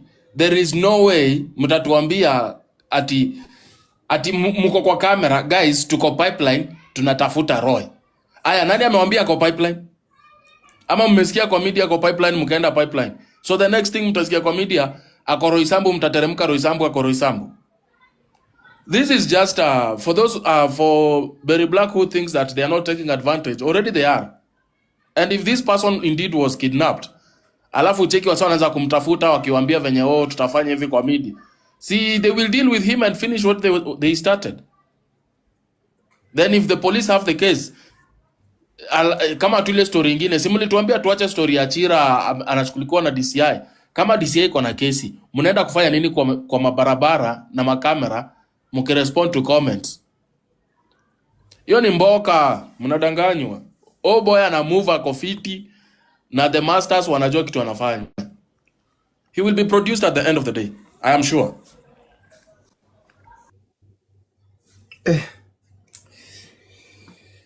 Hey, TikTok. Eh? Hey, these people, I'm telling you, mimi hey, hata nisiongee mingi, but mimi nimeona kesi ya mtu mwenye alijikidnap mpaka akaenda akatafuta watu wakamchapa akakuja kati ya hospitali. I've seen these things, my friend.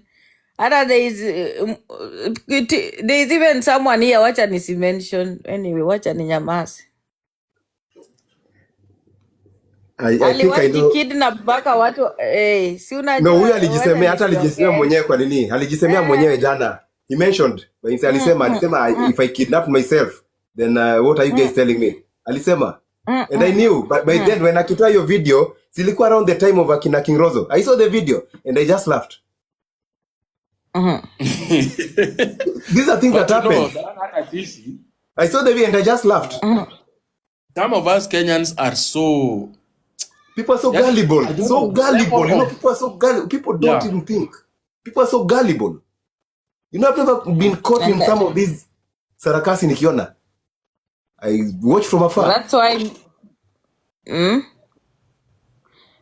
unasikia kitu Jessica amesema ati jana Dani alisema watu wa Amerika wako generous, unajua, and there are people who are capitalizing on this story right now. They are cashing in. There are people who are cashing in on Roy missing. Wacheni niwaambie right Absolutely. now kuna mpesa zinaingia sahi kwa sababu Roy is missing. I can assure you that is why hizo ma lives zinafanywa, because that live means watu wanatafuta pesa ya kumove, pesa ya chakula, ya Logistics moving kutembea. around and everything. Hapo sasa kuna kuna mpesa zinaingia, maybe gari Mpesa inatumika zinaingia sahi, kuwekwa mafuta, umesikia? chakula kukula, Unaona, kutafuta Roy. security, unaona. mbona mnasahau? And also I would say it's important, apart from kusema kumtafuta pipeline, maybe wanafaa kutafuta hizi ma pubs na all that, because Roy drinks, unaona. It's good for them waanze kucontact ma pubs na kila kitu, because mtu anaweza kuwa hata ameenda kukunywa amelewa aka blackout mahali, ama alikuwa ameenda kukunywa akalewa na kitu ikamfanya mahali, like they Yeah. need to look in the right places, unaona. True. Wanafaa True. kutafuta in the right places. Like his joints, his usual joints and everything. Exactly, wanafaa kutafuta even his close friends, watu wenye wanaongeanga na yeye wajue things like that, unajua.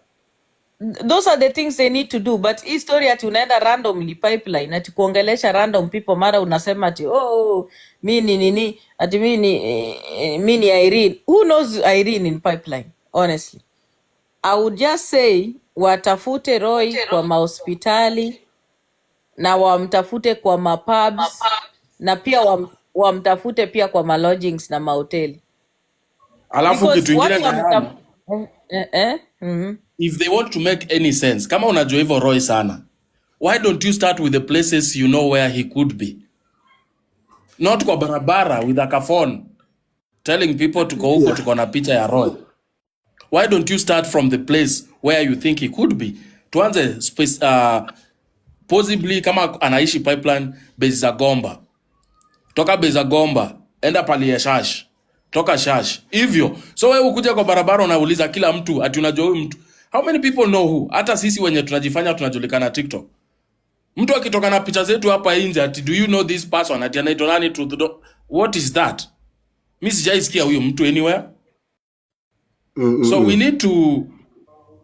need to understand this is just a very stupid game, and I don't know why people sometimes have to stoop this low just to drag another woman. We need to understand this is just TikTok drama. and I I don't know why think we people have. sometimes have to stoop this low.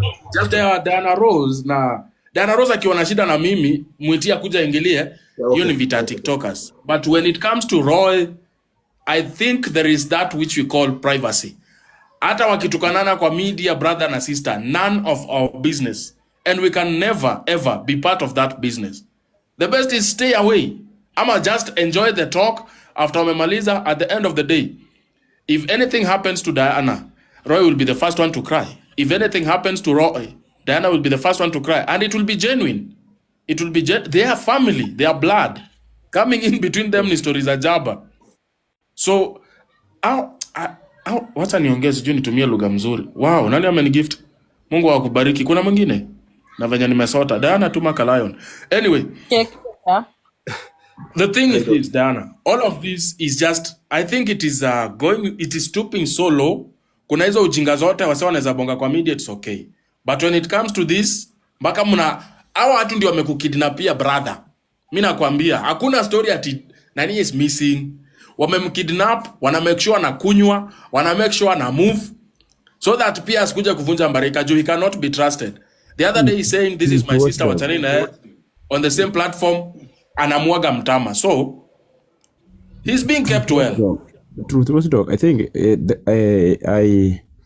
I to some extent believed that Roy was missing until Diana mentioned the issue of the case and the alleged capital that was supposed to be postponed. Okay, so I think from that alone tells us a lot. That alone, we don't even need to inject on matters, family and so forth. But that alone, that statement alone, and now to summarize what you said, that, you know, at the end of the day, he must be somewhere, even listening to us here, unfortunately. So I believe Roy is around, and yeah, it is just a matter of when, before all this drama unfolds, how it started and how it's gonna end. So yeah, he's fine. He's fine. If the phone is on and off, that tells a lot. He's the one using it. That's the same thing that sorry TW. Yeah, go ahead Watchdog. You know, the moment Diana mentioned 2 different places, I knew easy game tumezicheza before bro. Easy is a high school. Waleta kitu ingine different, hata si university, ile ya doctorate hizo ndio zenye hatujui. Lakini ati simu inapotea mara 2. In fact, hata nikwambie ni mtu anduthi tu anahitajika. Roy doesn't need to move. Bro, enda na hii simu mali fulani, alafu utakam. Anapatiwa mafuta ya 300. By the way, Diana, for your info, mafuta ya 300 hapa inakupeleka mbali sana na nduthi. You can go a very, very long distance na urudi. So I'm telling you, this is all a big fat game. And like you suspect it's a foul play, it is. There are people who want it to happen. And you know, the good thing, you know them. I was saying wanafund your life. Then iyo mambo yenye unasema mambo ya US, unaona hizi vitu zinafanyikanga in between tarehe 1 na tarehe 15. Kama mja notice, on all platforms. Watu kugonjeka, watu kupotea, watu kuuawa. Michango yote inafanyikaga between tarehe 29 ama 30th to date 15. So that's why Roy lazima apotee date 15 ijafika. Si watu wako na doko sahi wanakunywa. Watatuma, oh, that boy needs to be found, you know. It's so unfortunate that the sister is not even taken care of, and she's just this kind of a person. She doesn't have a heart. She hates her own brother. What kind of person is this, Dan Rose? Really? How can you do that? You're taking your own brother to his house. Let me tell you guys, we're gonna get money and we're gonna get that son out of that. That woman, she's just a bitch. She's blah blah blah. That is what is happening. And that is why unasikia mwingine anasema whether you like it or not, tutachanga. No, hawa ndio wanachangisha. Sasa hivyo sasa, yani unasikia watu wakisema eti kama Diana yeye hataki, sisi tutachanga, tutatafuta Roy. No, kuchanga part this is how kuchanga will come into all this shenanigan. The moment they're going to say, oh, you know, he's been found, there are some people asking for ransom, so and so have called here and they are demanding for $1 million or $500,000 Kenya shillings. That is when kuchanga typically comes in. Subsequently, they can decide now that, oh, you know, Roy has just called us with a strange number, he's demanding for money, and then he just went off again. We cannot raise him. As in, they will bring on, you guys, we've been to families where one of the loved ones has been missing or is missing currently.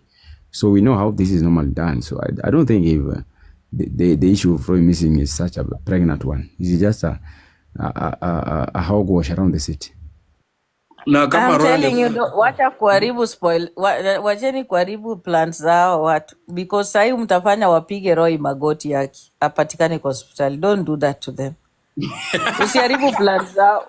Usiharibu plans zao watu, wewe Collins. Nini mbaya na wewe? You know, because we are dealing with a group of desperate people, I'm telling you. Because honestly, nani anaweza kutaka kukidnap Roy? For what purpose? Because Exactly. personally, mimi as Diana, I cannot give money to go and kutoa Roy akiwa kidnapped. And they know it. Hizo makatels wanajua siwezi. So wanamkidnap based on what? Because my brother in the United States is not a person that is vocal on TikTok. Hawamjui that much. They don't know what he's capable of financially. So wanamkidnap for ndio Nelly atoe ransom mama, because Nelly mwenyewe hata 20,000 50,000 walipigiwa pesa pale cash bail kwa Rongai. They could not raise it. TikTokers ndio wali raise na wali negotiate na polisi ikakuwa 20,000. So why would Roy be kidnapped? Because Roy does not have anything. He doesn't have any money, doesn't have a job, doesn't have no property. Why would he be kidnapped? Tusemeni tu kweli. No, if all For this is what to be purpose? done, I think it's just to hurt Diana in one or another. Yeah. Yeah, if all this, let's say hypothetically, if this happened in any way, then probably it's just to get back at Diana. That could be the only, viable reason as to why he could be kidnapped. Now, number two, it might be done in the name of Mboka, if you have to look at it. But something came up that Roy was supposed to appear in court on, I don't know when, Tuesday next week, right? That's in a day's time. Then there Yeah. was a request to postpone the cash bail last Wednesday. And according to what we gathered yesterday was that Roy has been missing for the past 5 days, right? So Wednesday through to yesterday, that's around 5 days, right? Yes. Then now he was to appear in court on Tuesday. Is this making sense to anyone around here? Yeah. He's But you know what is scary, Diana? Roy underestimate how watu they can go even to an extent of ending his own life if they Exactly, don't just to get. get back at Diana. That's my That's the point. thing he doesn't get. That's the thing he doesn't get, and that's why I said. That's why the That's the first thing. time when I don't know kama kuna mtu alikuwa kwa live yangu, I mentioned that somebody is going to kidnap themselves. I don't know kama kuna mtu ana remember nikimention hii kitu kwa live yangu. I don't know kama kuna mtu anakumbuka hiyo live yangu nikasema ya kwamba kuna watu wanaenda kujikidnap hapa. Kama mtu anakumbuka hiyo live yangu aseme. And let me tell you, the problem with these TikTokers, wenye wako hapa, wenye wanafanya kazi na kina Roy, they don't know that mimi, Diana, I'm always very aware of what happens on TikTok. I'm very aware. The fact that I don't talk about it does not mean I don't know. Unasikia? There is nothing I don't know. Hata huyo, every communication that Nelly is having with Jacqueline, I am very aware of it. So kwangu mimi nimesema hapa na nimenyamaza, and I'm like, I'm quiet and I'm waiting, because at the end of the day, the police are invested in this. And this time, everyone involved, tutaweka parwanja. Na nimesema hapa, and this is my message to Nelly and Jill and Irene. By Tuesday, if the DCI in Kenya suspect foul play and they find Roy, the three of you mutaingia ndani. Mutaingia ndani, because I am so sick and tired of all this nonsense. Like, when does it end? When do you get tired? Hamchoki? Like, what do you gain with all this drama? Hii drama ni ya nini? Unaona? Because the police will find out who you are communicating with. The phone records are clear. It will be out. Walikuja hapa the other time wakasema to Watchdog ati simu ya Roy ako na simu yake. Roy doesn't even have his phone. His phone was taken by the DCI. Okay. Wakakuja wakapost ati Roy hawezi akaenda kotini, ati there is no court, ati utasimama na Roy. So now they realize there is a court for sure, and they know that wakifika kotini kutakuwa, he has to take a plea and he'll either be bonded, and they know what that is. Kwa wenye wamefika kotini mnajua what a bonding is. Yeah. Actually, it will automatically go higher than the initial cash bail. Wacha nisiongee mingi, because I like, this issue is upsetting me a lot. I don't want to talk much.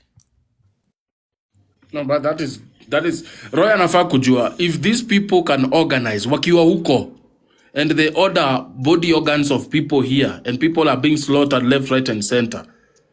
He should know that that game he's playing. I wouldn't choose a stranger over my family. Never. Hata ni heri angetumika kuhurt dem mwingine. Lakini your own sister. Wewe kwani makamazi imejaa kwa akili aje? Mimi nikikutana na Ronda mpiga kofi. I will look for him and if I find him, please, that will be my pay. Nitamlima kofi. But you know, TW, sometimes we might not be very certain of what might happen. Maybe Roy is just being manipulated. We don't know. We might not know exactly what is happening, who might be behind this. And again, we cannot rule out the fact that maybe, just maybe, something serious happened to him. Because Wajawa Levi, we know what happened. Some problem to Amanda Kalewa, shit happened. Maybe we saw like what happened with, you know, and the rest. So we cannot rule out some of those possibilities. We cannot rule out all these. Let me tell you something, Berry Black. Yes. Berry, let me tell you. We are Yes. not ruling out that something bad could have happened to him. It's very Exactly. possible that something bad could have happened to him. But what I'm saying clearly, that the synopsis of everything, there are questionable things that have happened. You understand? Absolutely. That is what I'm Agreed, trying to 100%. say. That there is 100%. something very clear here that somebody is obviously trying to avoid. You understand? Because the court It's records the are court there. case. It's Yeah. yes. So hakuna ati hiyo hatuwezi tuka rule out. So there's a That's a motive fact here. and it There's is a there. possible motive. Yes, there is a motive. There is a motive behind all that is happening. Whether something bad has happened to him or not, there is something behind his disappearance. Unasikia? There's a But now possibility. there are TikTokers wenye wanaingililia na wana take advantage of this situation, not knowing that they think they are hurting Diana, but it's going to cost the family. Unajua how wameingililia But because Diana, it is a time for them. Diana, if you look at it, Diana, I'll tell you something again, and this is where now I come in strongly. Okay, I happen to be a risk analyst. Okay, in my job, that's what I do here. Now, from where I'm seated, I look at things the negative way for me to see the positive aspect of everything. Now, in all this, remember the number of enemies you have on TikTok, and a good number of them are powerful in their own ways here and there.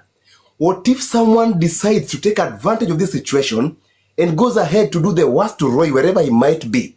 He might be safe wherever he is right now. We don't know about tomorrow. We don't know about, next night, this night. We don't know about tonight. We don't know about the next 2 days. Someone decides, oh, now let me harm Diana by this because I'm certain this will hit on Diana negatively. And someone goes ahead to murder Roy. Okay, God forbid. That may not happen. These are some of the possibilities I'm looking at. Someone might use this just to get back at you, just to make sure that now it comes out clear that, yes, because the narrative being sold that Diana, is the one responsible for, that's what is being sold. That's what everyone is trying to peddle, that Diana is the one who is responsible for this. What if someone takes advantage and decides to do the worst to Roy? Then, And Berry Black, let me tell you, it's already on course. That is why there is some people here who are talking so much. Umesikia? It is already on course. Too little, too late. You've spoken too late. It is already on course. That is why there is a certain individual here mwenye anaongea too much, anasema vile, oh, Diana ako evil. Diana will not stop until someone dies. That is a person's projecting. Unasikia? Do you know that? And the problem with people who are involved in this, they are so foolish, they talk too much. Unaona? Anakuja anasema, oh, Diana haezi kustop mpaka mtu akufe. Why would you say that? What is it that you have that's to an unfortunate substantiate statement. that kind of statement? Yeah. Why would anybody come on TikTok platform and say, Diana will not stop until somebody dies? Has she ever seen me kill somebody?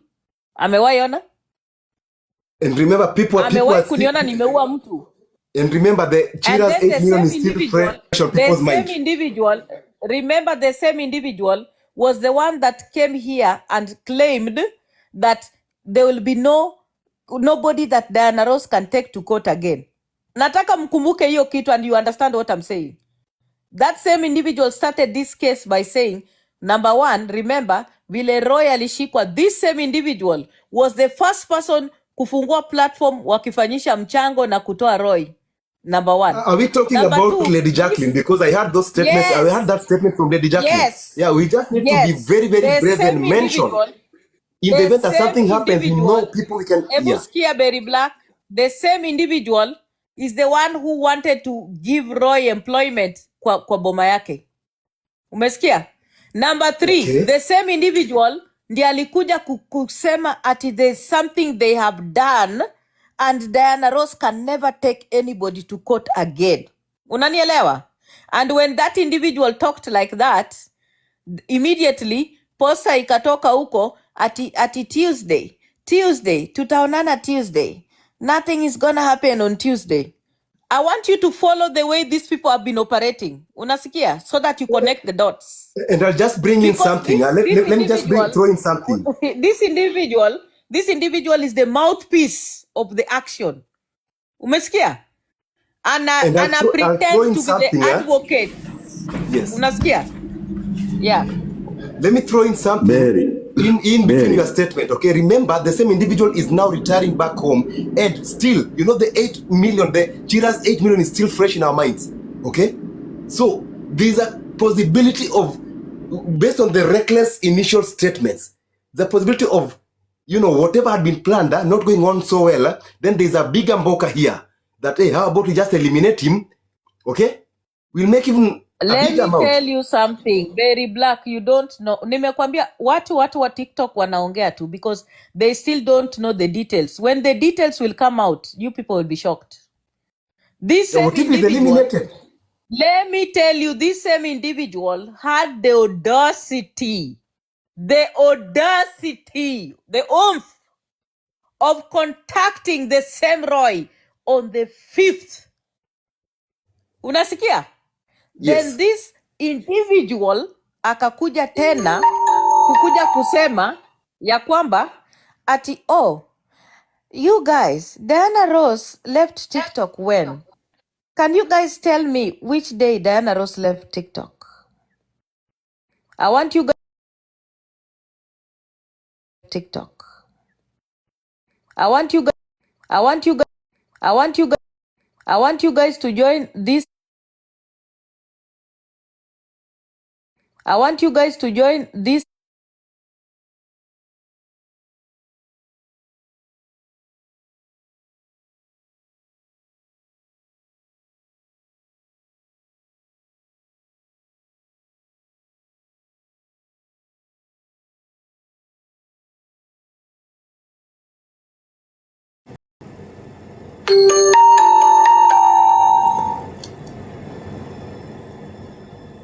Sorry, did we just lose? What transpired? Okay, just come back, please. I think people are no longer tapping. People are not tapping or something. Berry, why are you sliding us? Now, I think guys are not tapping or something, if I'm not wrong. Watu wamezama kwa chai, if I'm not wrong. To an extent, huh? Guys, let us tap the screen as we share the live. Yeah, I think we got lost. Nani, ona Berry, if people are not tapping, the live is gonna drop. So you need to get people to tap. Yeah, guys are not tapping. That's why. Wacha to guys, mute please what tap. tap. Exactly. Yeah. Okay, I think it's unfortunate. Okay, sawa. So please, guys, tap, please, so that at least we just need to get done with this. We just need to. This should. We need to explain this kabisa. Sasa, please tap.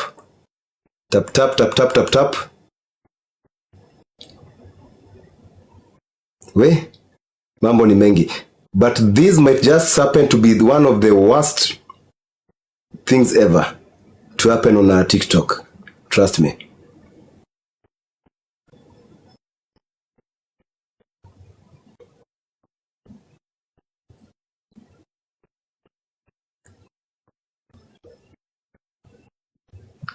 Na Guys, tap.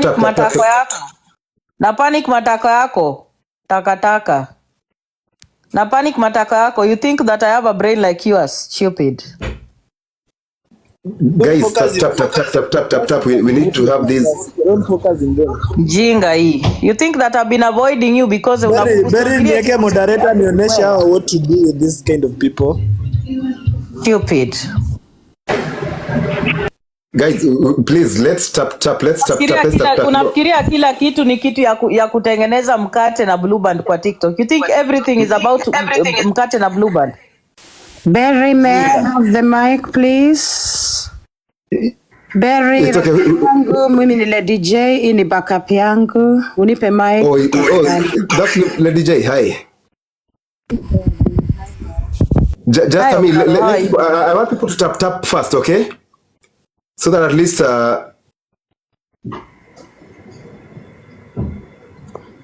we are certain, okay? Tap, share the live. Tap, share the live.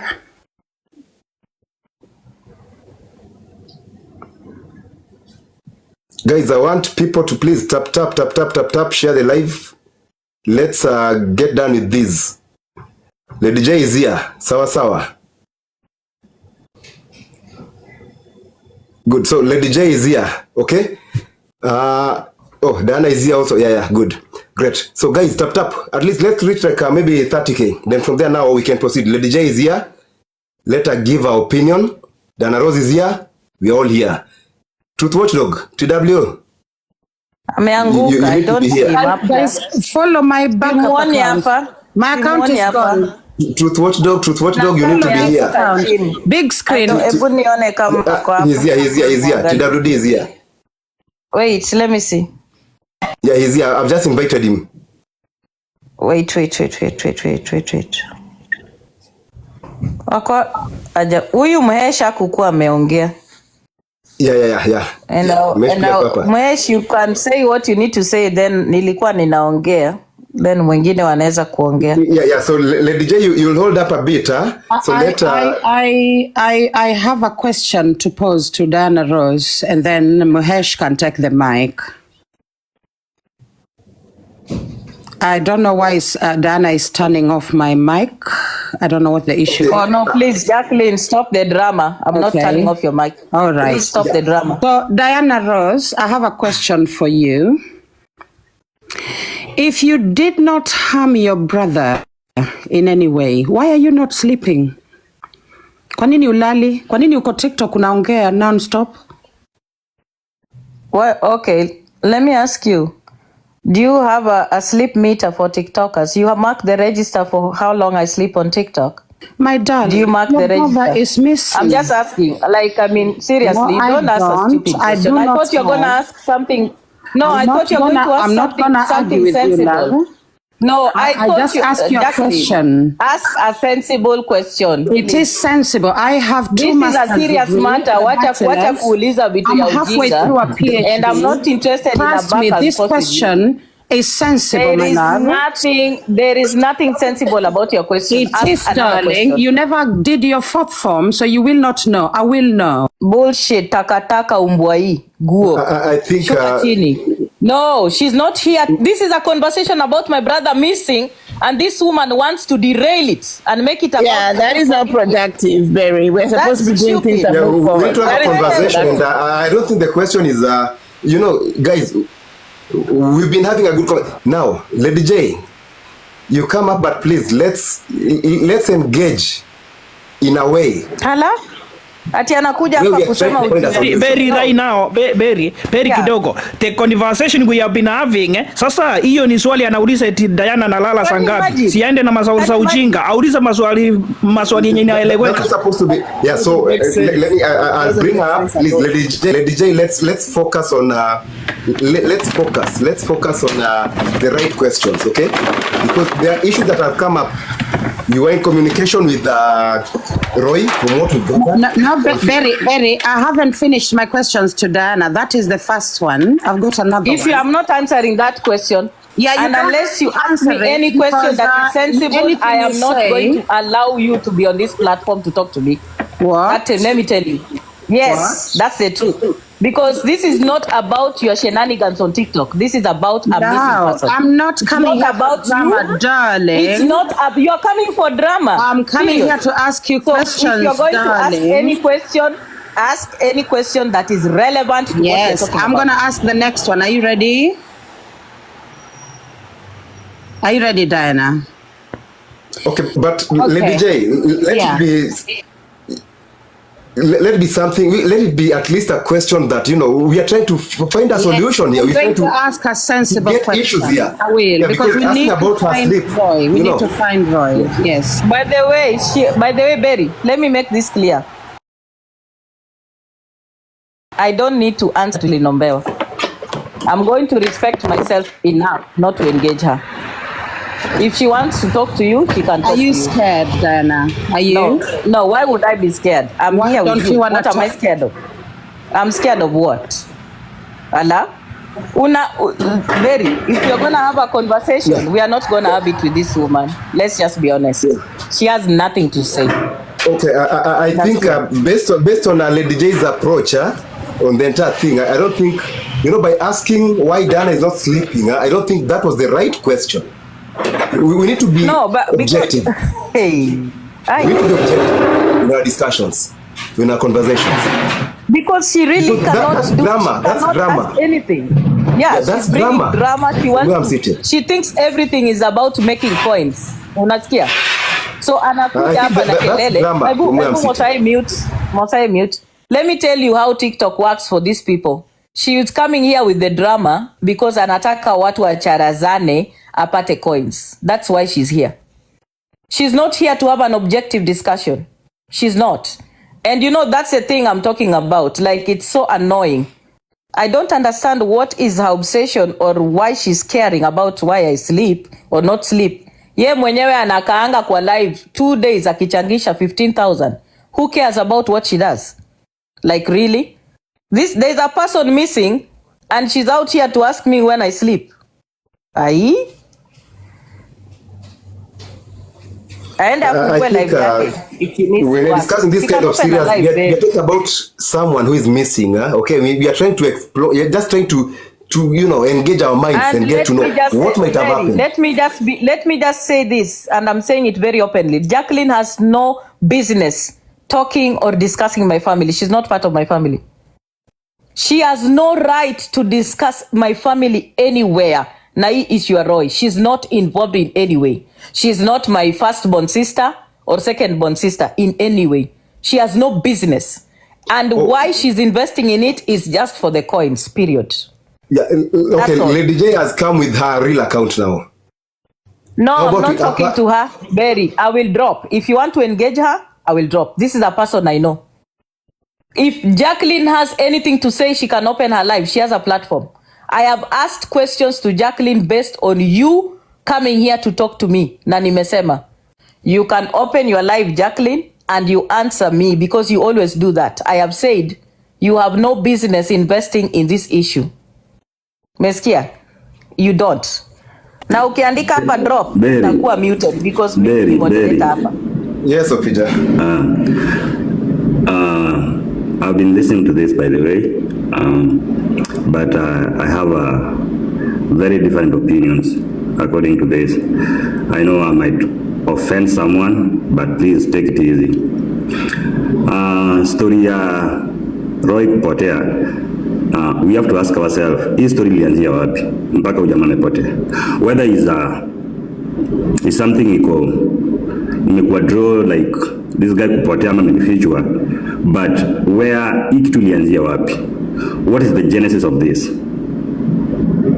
To be honest, nimekaa hapa nimesikiza Diana Ross akisema what nani na nani wataingia ndani,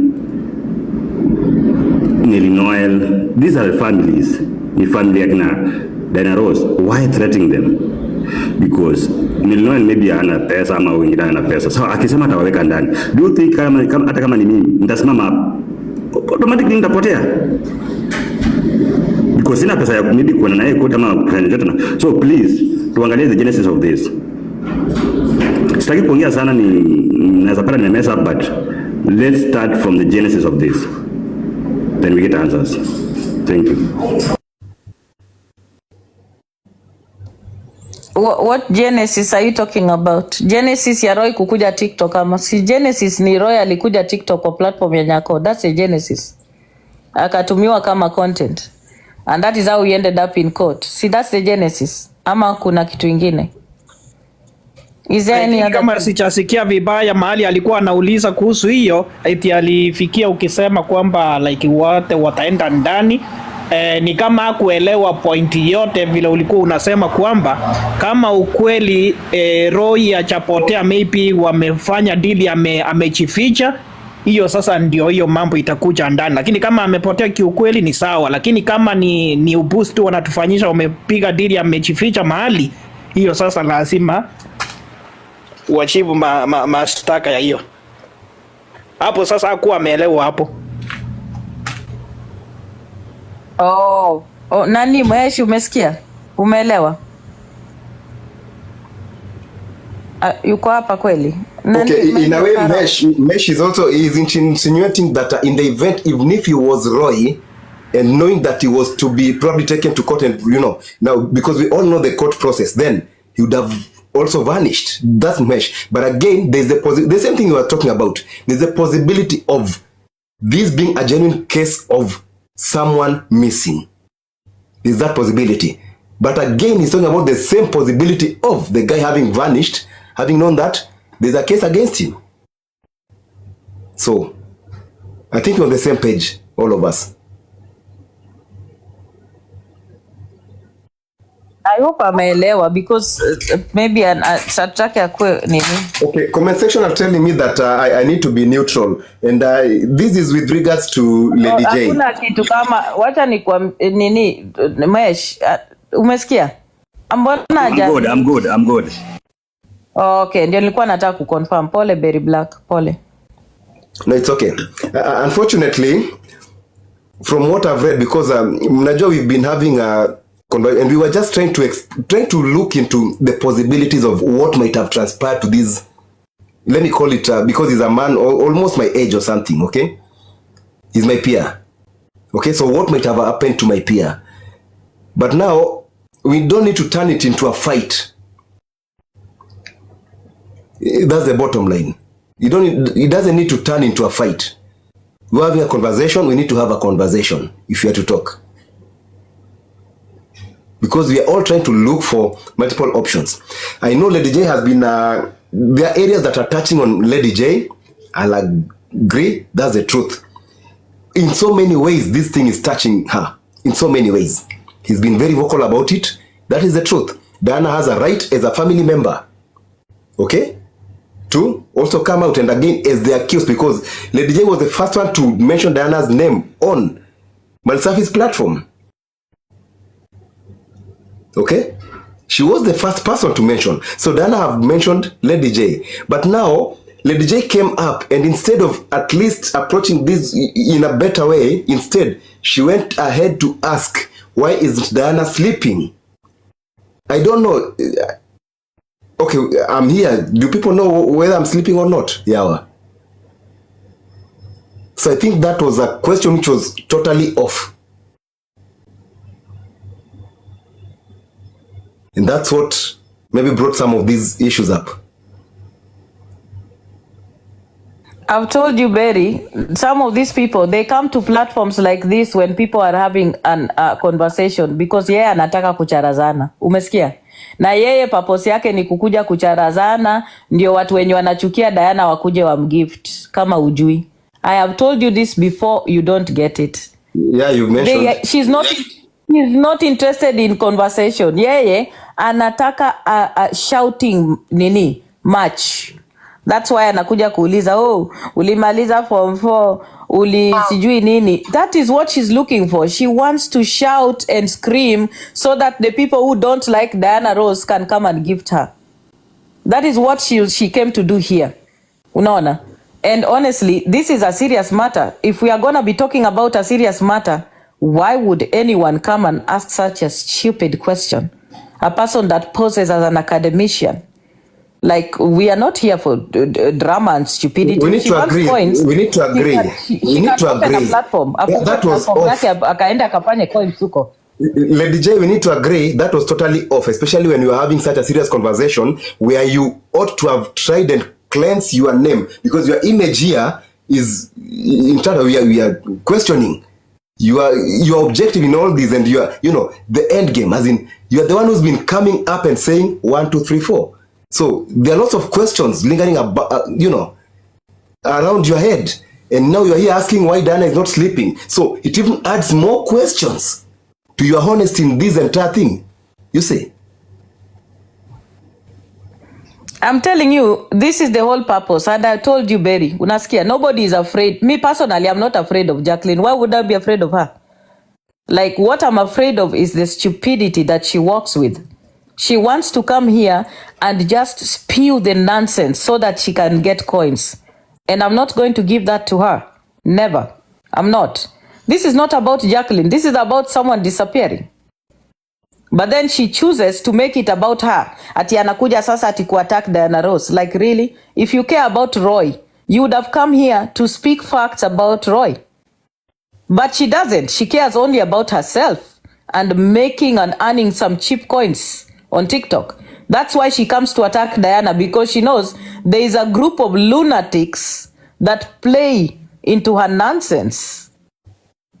Unaona? And I'm saying she can open her live, Barry, out of respect, because I respect you. She can open her live and respond to what I said.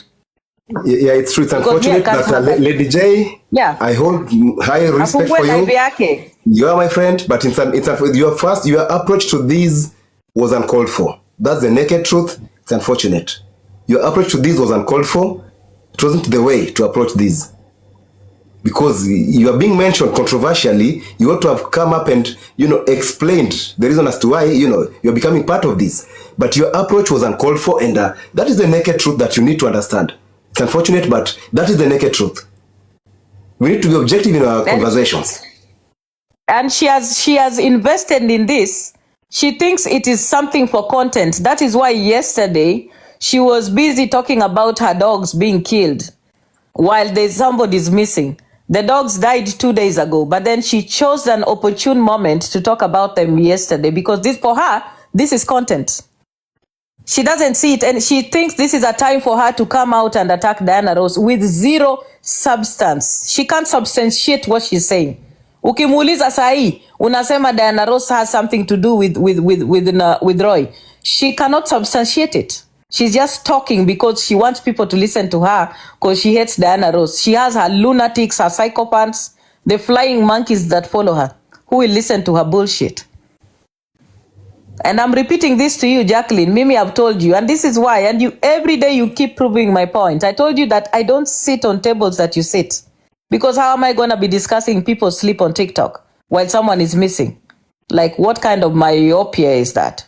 You can open your live and respond to what I said. I said that you invested in this thing, and I believe you have a hand in it.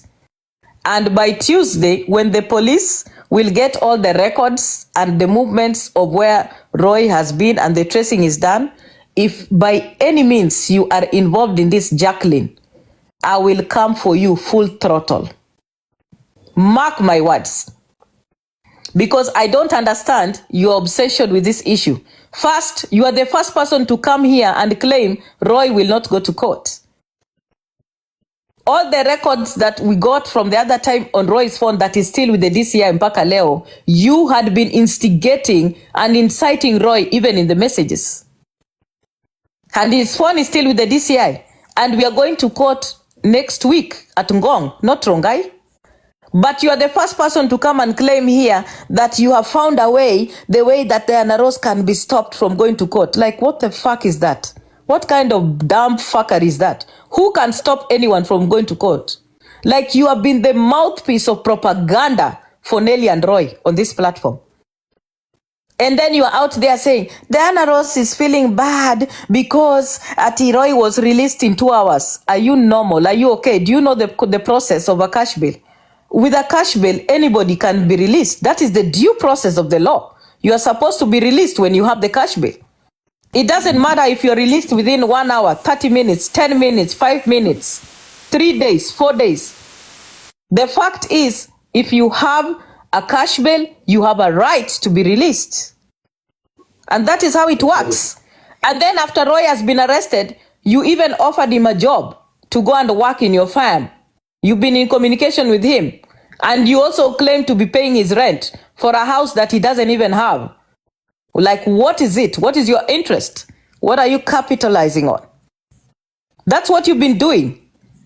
So as you are busy trying to spew this nonsense on this platform and claim that I have questions to answer, I'm going to ask you that simple question. What is your interest? Because we all know how you operate on this platform. You capitalize on situations and issues because you think that is your way to earn a little coins. Like you're out here saying that I communicated with Roy on the 5th. That's the same day Diana Ross left TikTok. Like the way that you planned and the way you communicate is going in sync with everything about you having a hand in this. And then your obsession with trying to say that Diana Ross will not rest until someone dies. When did I kill anybody? Jacqueline. Obsession with trying to say that. When did I kill anyone? Anyway, I'm her baddie mom. What? Ukiulizwa sahi useme nani niliua utasema? Nimeua nani wapi? What evidence do you have about me wanting to kill someone that you can actually talk about it? And there's so much you don't know, even including that poster and even why that photo was taken. But uko hapa unapanua tu mdomo. You think you know so much about this family. My friend, you better be very careful because you are getting into this thinking it's Mboka. This is not the normal Mboka for you. And I would advise you very slowly to stay away from this. Umesikia? Because you have no idea what is coming. Just stay away from it. You utakuwa embarrassed at the end of the day. And it's like you never learn. You never learn at all. You even never learned from Peter Kioi. Bada ukulan. You keep doing the same mistakes each and every time.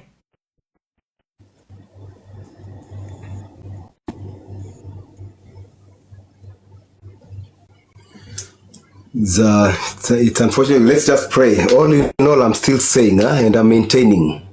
We hope that wherever Roy is, he is okay. But there are so many issues that are covering this entire thing. To an extent, a lot of us have, a cloud of suspicions here and there. There are multiple possible motives for the disappearance. Multiple possible, involvements here and there. We cannot just talk about the family members now. We'll as well mention the external. Like, if you look at the zeal that Lady J has on this, and the attack on Diana Rosa on this particular matter, it leaves us with lots of questions and the intentions as to why. And bearing in mind that the cloud of, Chira's 8 million is still fresh on our minds. Please, if this kijana is okay, no one should go for his life just for michango purposes. Wacheni kijana aishi, tafadhali. Tuwe tuko sawa. Because there are possibilities of this young man being eliminated. Just to prove a point. As we speak, I'm still certain that Roy is okay. But there are possibilities of this young man being eliminated just to prove a point. And that would be the worst, that would be the darkest, let me say, night or day of us as TikTokers. If anything, I'm just praying that the young man, wherever he is, ako sawa. Because right now, I'm not okay with the way things are. Barry, why can't you just say it directly? The reason why Lady J kept saying that Diana will kill somebody someday, she's hoping that Roy is found gone so that she can prove a point that Diana is evil, that Diana is capable of anything. That's why she has so much zeal and anger and energy. Just say it. That's what it is. She wants him gone to prove a point. Yeah, and the first person to mention Diana's name in this entire saga was Lady J. I was on that live. It was Lady J. So now then again, the same Lady J comes up and the first thing she's asking is, why haven't you slept? Guys, Lady J, you are technically implicating yourself unknowingly. Because to most of us, we're already holding you accountable based on your utterances. based on, And you I know, want to the tell, bitterness in I you. want to tell you that she's not working alone. She's working with a group of people. Umesikia? She's working with a group of people. Sometimes She's before we not. talk, you need There's to think group of people critically. that are invested in making sure Roy is not found alive. They are working together. It's a group of people. She's not working alone. She's working with other people. Hiyo ndo kitu moja ujue. Be very aware of it. And these people, they think they are so smart. Mimi, I can be quiet. I came here live and I said it about 3 weeks ago that someone is going to be kidnapped. Mtu anaenda kujikidnap hapa. I said that 3 weeks ago. Those of you who are in my live can remember what I said. I mentioned it. Na mimi sio mjinga. I am not a fool. I know what I'm saying. I'm very aware of what I'm saying. There is no way I can joke about something like this. Wivu mbaya ameandika hapo, you know, still people still have the, you know, there's that 8 million still on people's minds. Okay, so, and this is in case of, okay, God forbid, in the event that this happens, turns out to be, of course it's gonna be bigger than, so people already have ideas and everything, and I'm telling you, you know, we are at a point where some of us are worried. I am worried, is Berry.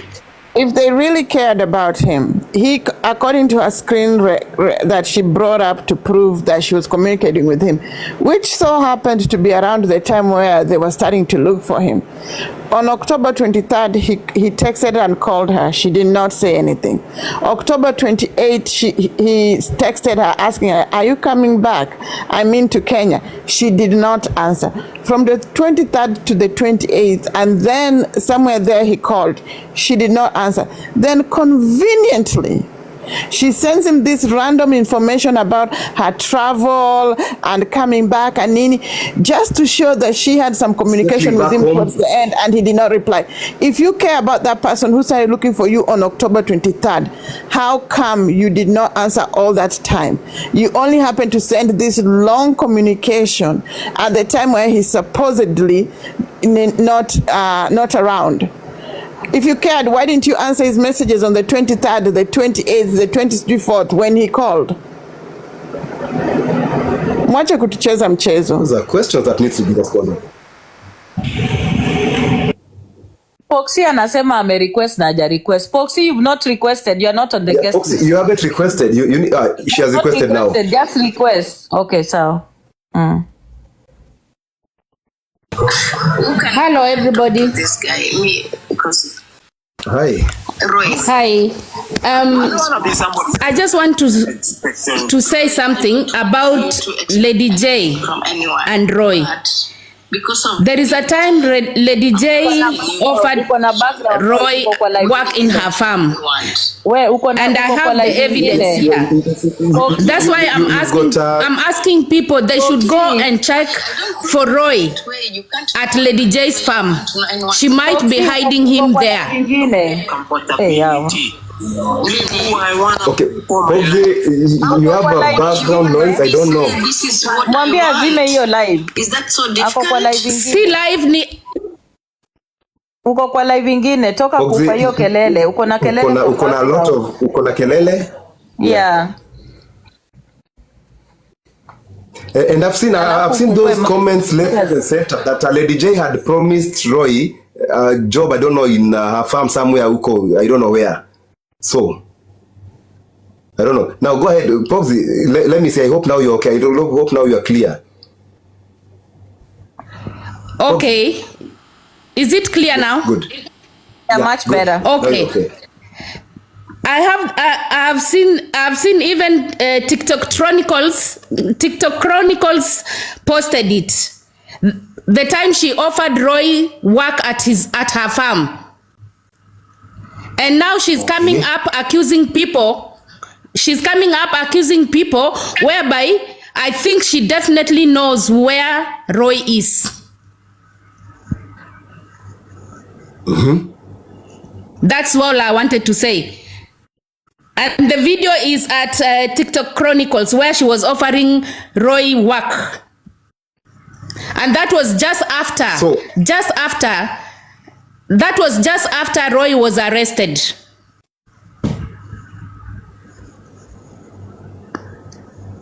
Na So sitaki you're trying to kupasua say Mbarika that Roy could be somewhere in Dhiwa. Listen, na sitaki that is what kupasua I that Mbarika. is what I am trying to say. Na sitaki kupasua Mbarika more because one thing for sure, Jacqueline is the one that came to post that Roy hataenda kotini. Are we all together na hapo mpaka ama tuja? Yeah, that I actually was on her live Came when she was here talking about and that. said, yes, mnaweza tafuta hiyo recording. Can you guys look for that recording? The way that she talked. I want you guys to get that recording. Akakuja akasema ya kwamba the way that the things have been done, they've been done in such a way that Diana Rose will not be able to take anyone to court. Guys, To can you any get that court, recording? not just to a court, to any court in to Kenya. any court. Court in Kenya. Yeah, Any that court quote in and Kenya. quote. If, To na, any court B, in if you Kenya. can get that recording. Quote and Kama unaweza quote. pata hiyo recording, hebu ilete. Kama unaweza Quote pata and B. quote. I don't know if you can get it B. To Si any nani court in anaweza Kenya. Foxy, Quote and can you quote. get that recording?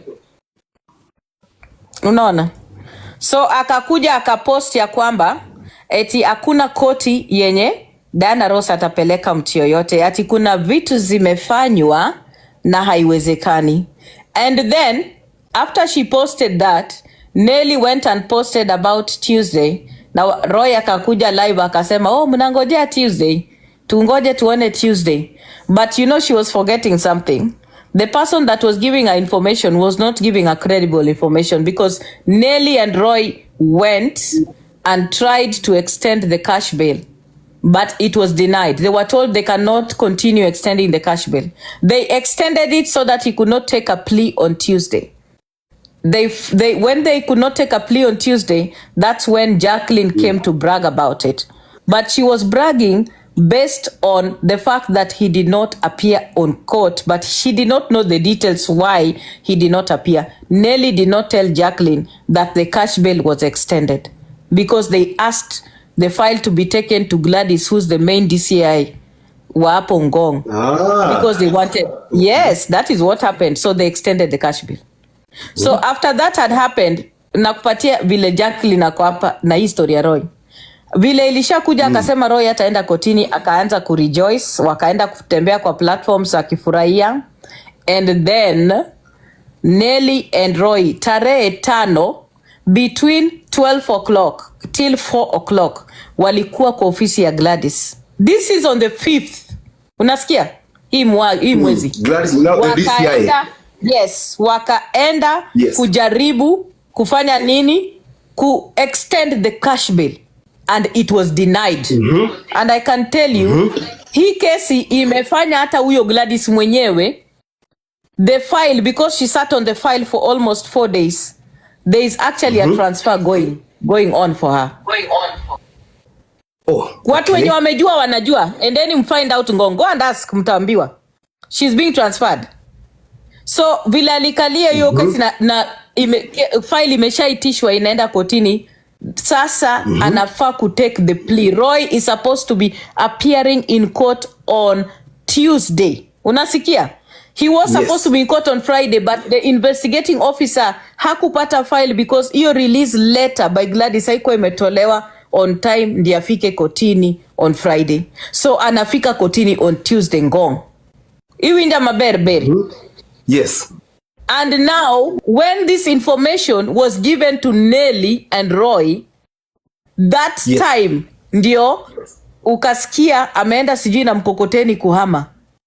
Unasikia hiyo story ya kuhama vile imekuja? Yes, when the court case was almost coming up. And that is when Madam Kuanalyze Diana and the other cronies she's working with decided that now, because there is a case coming, we're going to advise you, be smart. Sitaongea mengi kushinda hapo. Wenye wako na macho na wako na masikio na wenye wako na akili, conclude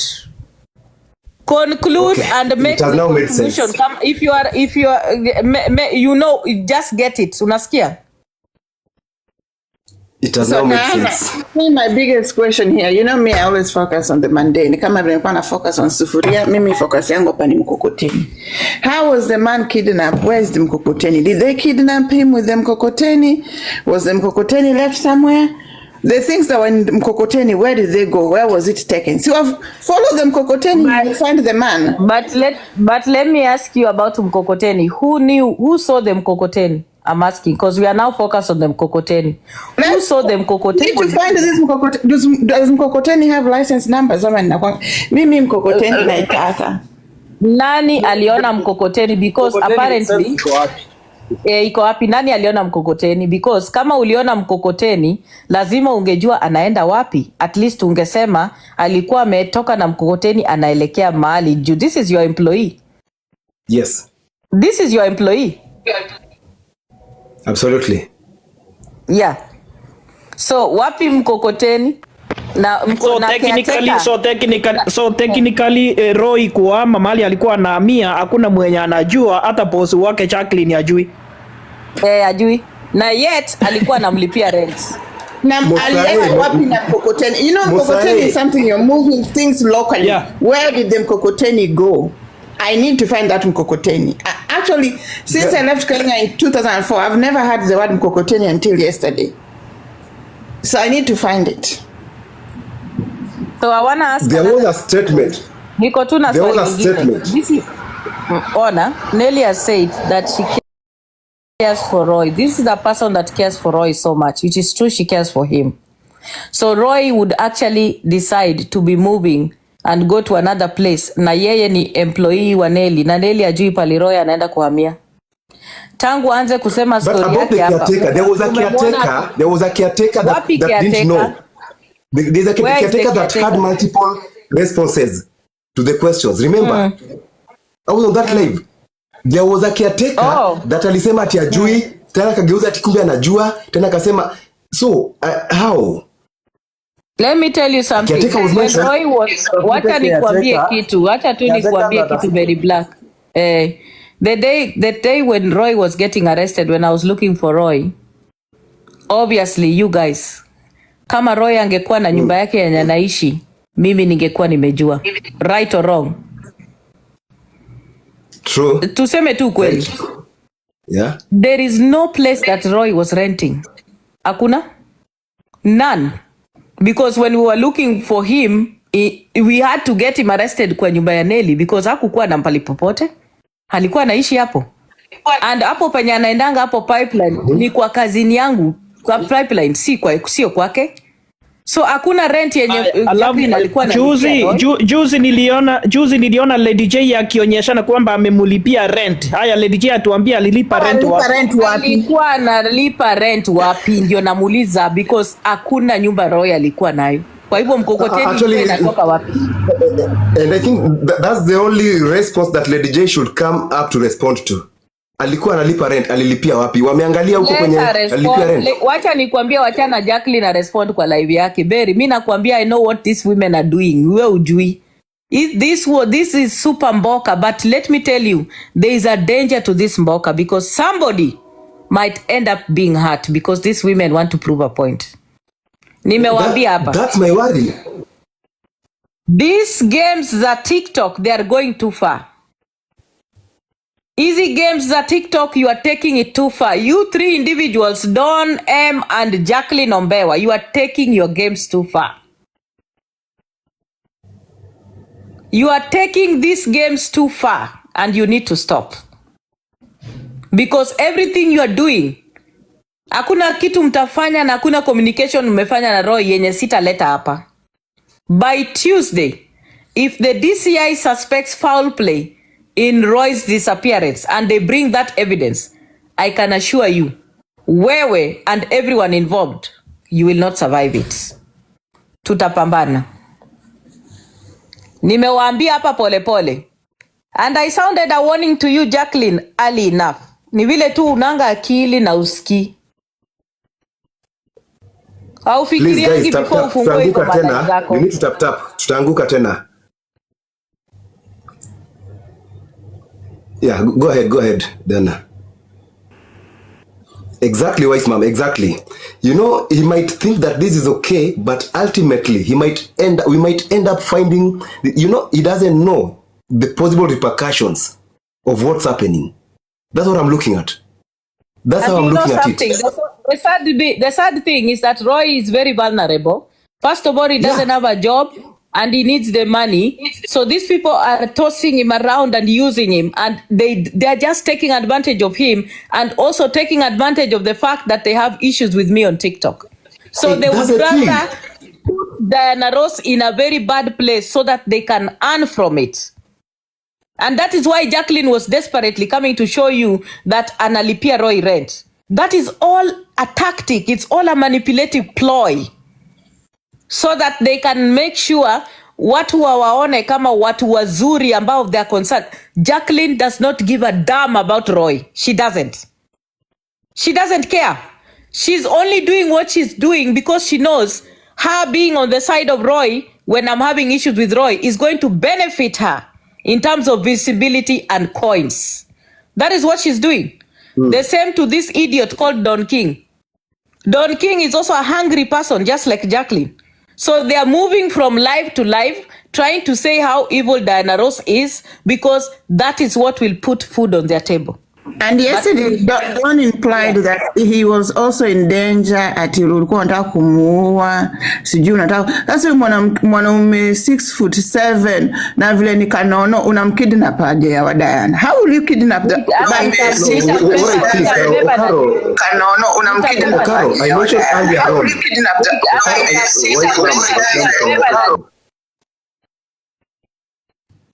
Okay, Okaro, I mentioned this earlier because this conversation began with Don, okay? And that's how Diana came in. And Don is one person who, I keep saying, the way he came in, the way he approached TikTok, he came masquerading, or packaging himself as a DCI. And the likes of Kina Tutwatch could agree with me. All of us thought that Don was as in to us, we thought he was, this someone who had a lot of solutions to TikTok's problems, especially on matters of investigations and everything. And that was during Chira's, issues here and there. So I think Don realized that he missed the point somewhere. So now he's trying to pick up on Diana Ross' issue, and he's trying now to regain his way back on TikTok. And it's not working because the only thing Mr. is relaxing. Yeah, alafu another thing, Mr. Owa, let me tell you. Don specifically said that he also communicates with Roy. Umesikia? I want you to connect these people how they are connected. And all the time. Wana communicate na Roy daily. Unasikia?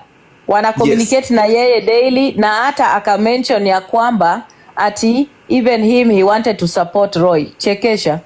No, he's not a suspect in this. Then the most concerning part, and he's been on your neck, and he's been talking about an expose coming up. No, just a minute, he's been talking about an expose coming up against Diana. By the way, guys, come to think of it, Don has been talking about an expose coming up about Diana for the past 4 or 5 days, if I'm not wrong, right? Around the time that Roy has been missing, right? Because I remember Don began talking about Doni jana amesema kwamba eti ametoka Nairobi ameenda mpaka kwa kina Diana eti kuenda kutafuta sijui like kuangalia kama kuna kitu atakuja ku expose nayo. And now here comes up. Then now here comes this issue of how, what a coincidence. What a coincidence. Nimewaambia kitu, there are 3 people involved in this. But what I'm saying, by Tuesday, if the DCI in Kenya suspects foul play, none of them will survive my wrath. I'm going to be going for them full throttle through the courts. Nitawa bulldoze mpaka matako zao zipasuke. But come to think, what a coincidence, because Don has been running on every platform trying to say that, I have had enough of this I have had enough of this bullshit. Unasikia? This time, they are playing with the wrong thing and the wrong things. Because if I have differences with Roy, That is my family. That is my brother. No TikToker has no business trying to get him not to be in court. No TikToker has no business sending him money to move from one place or hire him a car to transport him anywhere. You have no fucking business getting involved. And right now, because you already know what's going. Unasikia? Yes, they know. Wanajua pali yuko. And that is why my worry is if they know, what if they do something to him to prove a point? They are very capable of harming Roy. The only person who is aware of that is Lady J, because she is the one who is assaulting herself. Don is here anasema finya kabisa. Andike hapo chini na hizo matako zake kubwa, kae hapo chini. Ati Don anasema eti atasaidia, ati anataka kusaidia Roy financially. Ye mwenyewe he needs financial help. Atasaidia Roy aje? D, you're not listening. Ye mwenyewe he doesn't have no dime on his head. He can't even buy a vest ya kuvaa. Diana, Don alisema anakuinvestigate. Now he's been using Roy, aki-interview Roy, aki-guide Roy hizi maneno za koti. He's been interviewing, alisema frequently and daily. So if they've been talking frequently and daily, so he must be one of the people who talked to Roy the last. So he should tell us where Roy was, the last conversations they had. Absolutely. And what is he investigating on Diana? To a point where Don on Facebook is trying to find people that Diana went to high school with. High school was almost 20 years ago. Don is that obsessed. I was in high school. I left high school in 2002. So these guys, I'm assuming D must have left probably before me or something, if I'm not wrong. No. And you know, and there are people who think that obsession is normal. Like, why would you be obsessed? No, it's not. He's a person who's trying to build a name on TikTok. He's so desperate for attention, so desperate just to make. This is a person who can go and to every extent just to make sure that, you know, he's in the limelight. Remember how he came masquerading as a DCI? Not masquerading, but packaging himself. Now, on this one again, he's been singing about exposing Diana. Now this happens, how? How? And Diana ulisema Don anakunywanga chai kwa jirani. Mtu mwenye anakunywa chai kwa jirani. Who is fueling his car and paying for his Airbnb when he's in Bondo, when he's going to where, when he's going to where, his investigation anafanya. Who is fueling that car? We need to follow the money. That is what we are following. By Tuesday, you guys will know the truth, because there is a mastermind, the person that is doing this thing. And you can all know who the person behind this is. Unasikia? And that same person, before Tuesday, they will just come out by themselves, because the thing they are doing doesn't work and doesn't make sense. But there is a danger to it. The danger is because they don't want to be exposed. They are going to be very well capable of harming Roy. That's the thing that you people don't see. People are so desperate for, so possibilities of, you know, us just ending up in a terrible situation here are high. Based on the characters involved, individuals involved. Who are out to prove a point that Diana is, that is my worry. And that is why Jacqueline is opening every live and she's saying Diana is evil. Diana wants to make sure someone is dead. Diana will not stop until someone is dead. Do you know that is someone telling? Yes, she's preparing you for what is coming. Touring adventures. You are not paying attention. Unasikia? You are not paying attention to what Jacqueline Ombewa is doing, because Jacqueline is preparing you for what is actually possible and what can happen.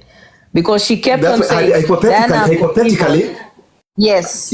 Hypothetically, that's where we are headed towards. Because the first person to mention your name was Lady J. Now, the person who has been on your neck for the past like 5 days, saying that he'll expose you, something is coming, something big is coming up. Is this same Don? Connect the dots. And this is the same person who, according to him, he's been talking to Roy over the past, I don't know how many, since that case began. Now remember, at the same time, it's just, and Lady J is the same person who also promised Roy something in I don't know or something. Now, you guys, it's not rocket science. There's something bigger here. Another person that needs to be investigated. Tumesema Don doesn't have a job, si ndio? Don anakula kwa tunajua Don anakujanga hapa anaomba nakula kwa jirani. Mimi na in investigation yangu naweza penda kufanya. Nimeona Don amegain weight kama mimi. Who is giving this man food? Why is Don fat? Anyway, TWD take over. Yes, you're Matushi. Anyway, nitaenda jibu hapa. Yaani Okaro, mbona umenitupa? Okaro, wacha choyo. Anyway, D, I don't think hata you have discussion over this. You just wait on that Tuesday. Let us wait for the bombshell. Already, they have implicated themselves with their own words on their own platforms. If they have been talking to this guy, then they know his last whereabouts, or they even know up to now or where he is. Because mina jaribu tu kujiuliza Diana, on a very serious note. Yani, how can someone be so personal on TikTok mpaka anaenda kutafuta familia members wenyu wa befriend wawapatie kazi za mikokoteni ati so that they can know about you or your family to expose you? Who cares? Okay, sawa, you are a very bad person, you are this and that, so who cares about that? TW naye uendaga na upepo, so ipanda juu niambie upepo gani nafuata. Uendelea kufuata mshuto. I follow the truth. It's just a question. Okay, Diana, you're a bad person. Sawa, who cares whether you are bad or good? At the end of the day, whether you are bad or you are good, tutafunga uto tusimu, mtu ataenda kukula njaa yake. Kama mimi ndakula njaa yangu, TikTok account zangu ziliangushwa, sioni ya macho. So imenisaidiaje mimi kujua Diana you are a bad person ati I'm exposing you? I think exposés are supposed to help people like hey, there is this and this that is going on and this person is affecting this number of people. But now a family matter ati ni bring mtu close about Diana Ross ndio nikujue, nikuje ni expose as an individual. Sometimes let me talk to this. By the way, I'm a half Luo, half Luya. Let me talk to my Luo community. This personalization of small matters, please, sometimes we are really draining the good name, the learned. At what we are learned.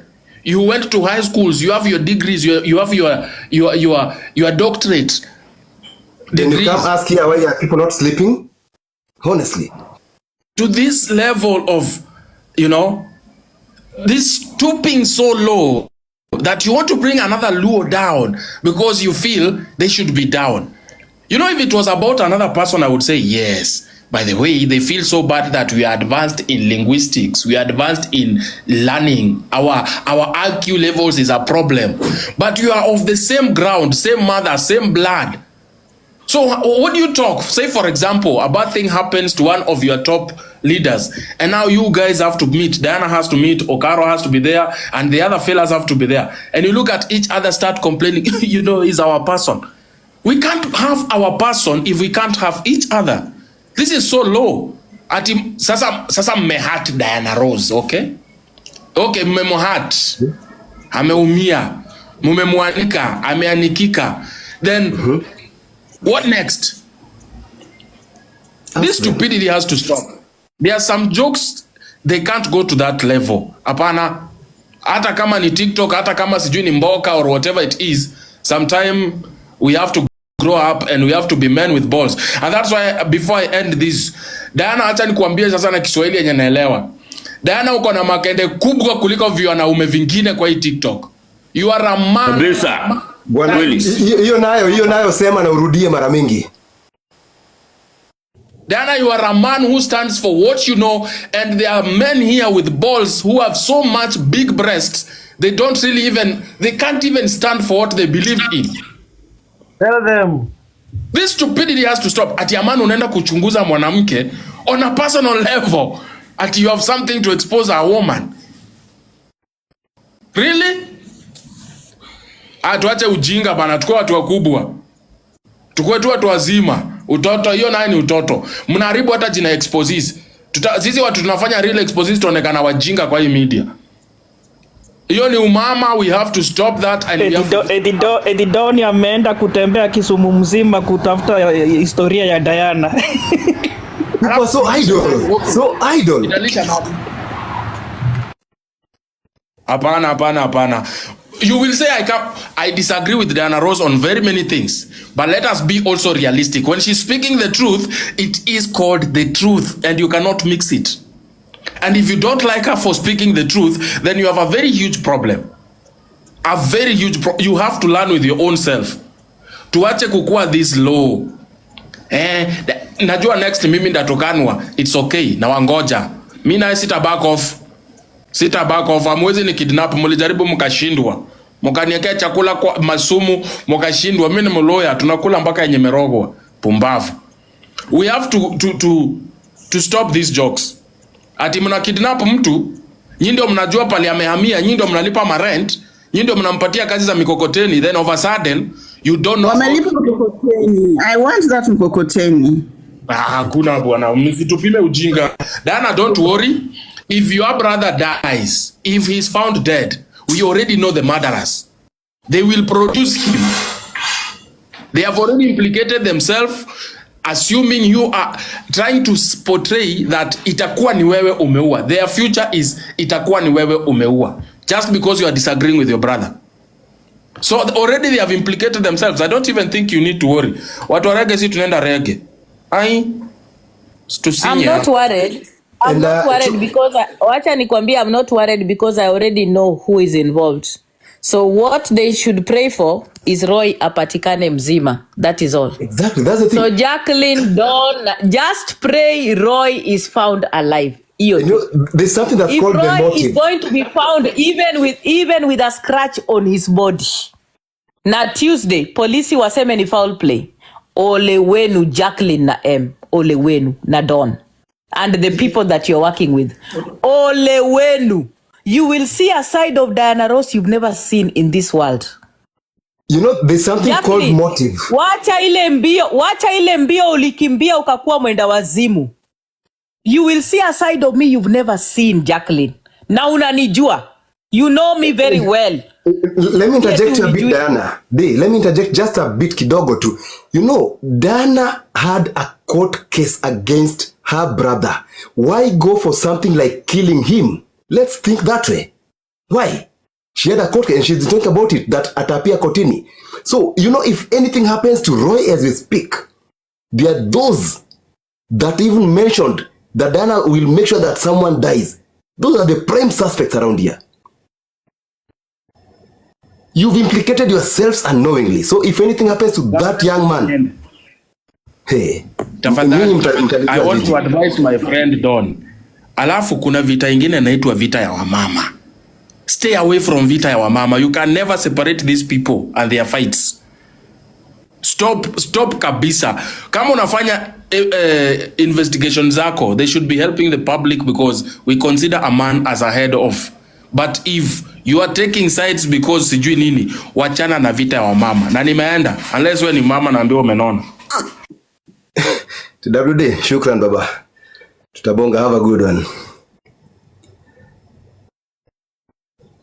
Yeah. So anyone mwenye akona anything else? Now, me, the only thing I can advise most TikTokers, don't let these quote-unquote, I hate the word celebrity, but don't let these quote-unquote popular TikTokers use you. Diana, forgive me, but let me say this. Mumeona vile alitumia Roy. Wakati Nyako alichoka kumtumia as content, kumweka kwa kitanda, kumuse as something, as a weapon to fight Diana. Something that even Wajakoya told mkenda kwa magazeti wakati Nyako na Wajakoya walikuwa wana argue. Wajakoya akamwambia, the only person you always talk about is Diana. You never talk about these other people that now you're complaining about. So she went and seeked Roy out. Akamweka kwa kitanda, akamfanyisha hivi, akamleta, akaminterview Roy, akasema story yake yote. There was never like a conversation of how you doing, what's going on with you, how is your life. There wasn't really caring about him. Was just using him as a tool. When she got tired of using him, she passed him around like an uchot. She passed him around to Lady J. Lady J ndo isaizi namtumia vibaya. Yes, walimpatia Lion. Yes, wamempatia pesa zingine ndogo ndogo. Wamemfanyia promises kubwa kubwa zenye zijaifika. Because obviously, why is he using a mkokoteni? Why couldn't he afford just 20,000 to get out of jail? Because they just give him enough. Ni kama drug dealers. They give him just enough to get high so he can come back. And they have used him to this point where they have now put his life in danger. Now they are willing kumuua to prove a point, because he's not even a human being to them. He's barely content. If you're a TikToker, please do not let these quote unquote famous TikTokers use you. Usiwe na njaa hivyo. Eri ulime shamba, uweke chakula yako. Kama unataka kitu, omba tu mtu nipatie. But that's it. Don't agree to join a war. Don't agree to be used for this. Don't agree for them to flash you, kukumex kama saizi vile naona wanafanya mafla.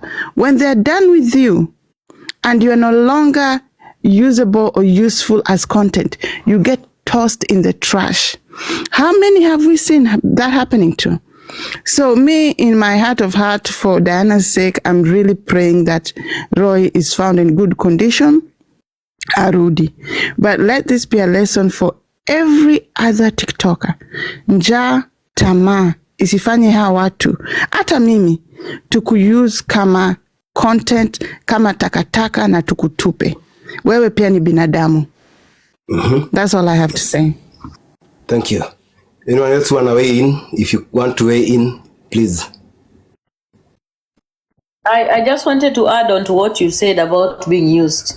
The person I feel even more sorry for is Nelly, because at the end of the day, she's still going to bear the brunt of all this nonsense. Like, these people came in claiming to care so much about her business, but the truth is now you can see it. They don't. Well, are you seeing anybody from Google Nation in the streets looking for Roy? Have you seen even Nyako talking about Roy's loss? Instead, alikuwa amekaa na Nelly kwa live wakicheza game. Unaona? They really don't care about you. There is nobody on TikTok that cares about you. Ati sasa unaingilia, unataka kukua with a group of people who hate your sister just because you want to sell your fish. I'm telling you, it's gonna come at a very huge cost. And I warned you, this slogan of Samaki kwa Nelly Noel, it is coming with blood in your hands. I wrote you that text message, nikakwambia hii Samaki kwa Nelly Noel inakuja na damu kwa mikono. I am telling you very clearly, as my sister, if anything happens to Roy, and the police in Kenya bring evidence of you communicating with Jacqueline and all these cronies of TikTok, you will not see the light of day. I am personally gonna make sure you get arrested. Wewe and the cronies that you're working with. There will be no issue about sister or brother. Unasikia? So the thing is, you chose to ride on TikTokers thinking they have your back, but these people don't give a damn about you. They care about the coins. And they have used you, they have used your business for their visibility, but at what cost, Nelly? At what cost? That's it. That's my worry. At what Anything cost? happens to this young man. At what cost? Aya, umeuza samaki. Is samaki kwa Nelly Noel worth Roy's life? Is it worth it? No, but Nelly is always a good girl. Nelly is a good girl. Is a good girl. She's so she is. If you're getting Diana well, she is. We are talking about possibility of having been used. You need to be objective in our discussions or our conversations. Okay, go ahead. D. Wayne. What's happening on TikTok and people don't really get it is that people thrive financially when there is war. Umesikia?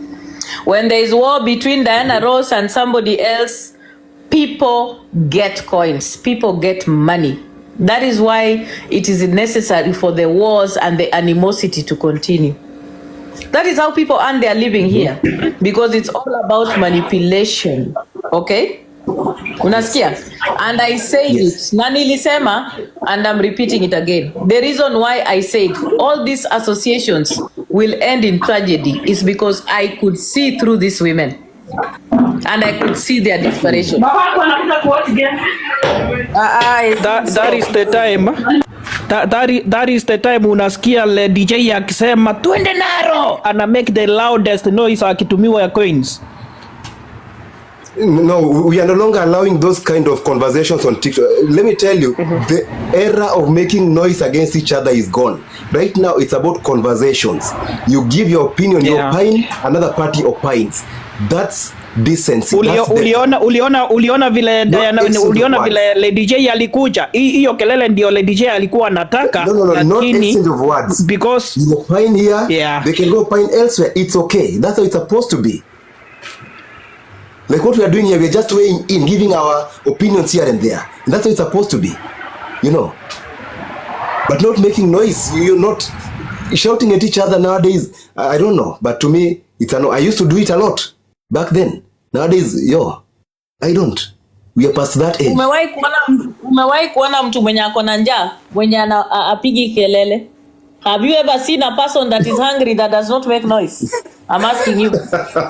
Umewahi? Hebu nijibu. Of course, no. Listen, all of these people that are hungry on TikTok, they are very loud. Unasikia? It's so easy to know a hungry person. Absolutely. True, that's true. Unasikia? Na ukitaka kujua mtu mwenye ako na njaa kwa TikTok, ingia kwa platform yake. Usikie vile anaongea. Lazima apige kelele. Kwa sababu ni njaa. It is the hunger that puts you in that place of desperation. Nona. Hata akianalyze, anataka analyze kidole ya mtu for 1 hour. Ni njaa. So people are very hungry on this platform, and that hunger is putting them in very desperate places, and they are making desperate moves at this moment. But Mimi, I am here sitting, watching them. One thing these people are waelewi is that before you even made these moves, Mimi Diana Ross, nilikuwa, wacha niseme 300 steps ahead. But I'm making it very clear, if anything happens to Roy, the first person I'm coming for ni Nelly, Jacqueline, Don King, and M. Period.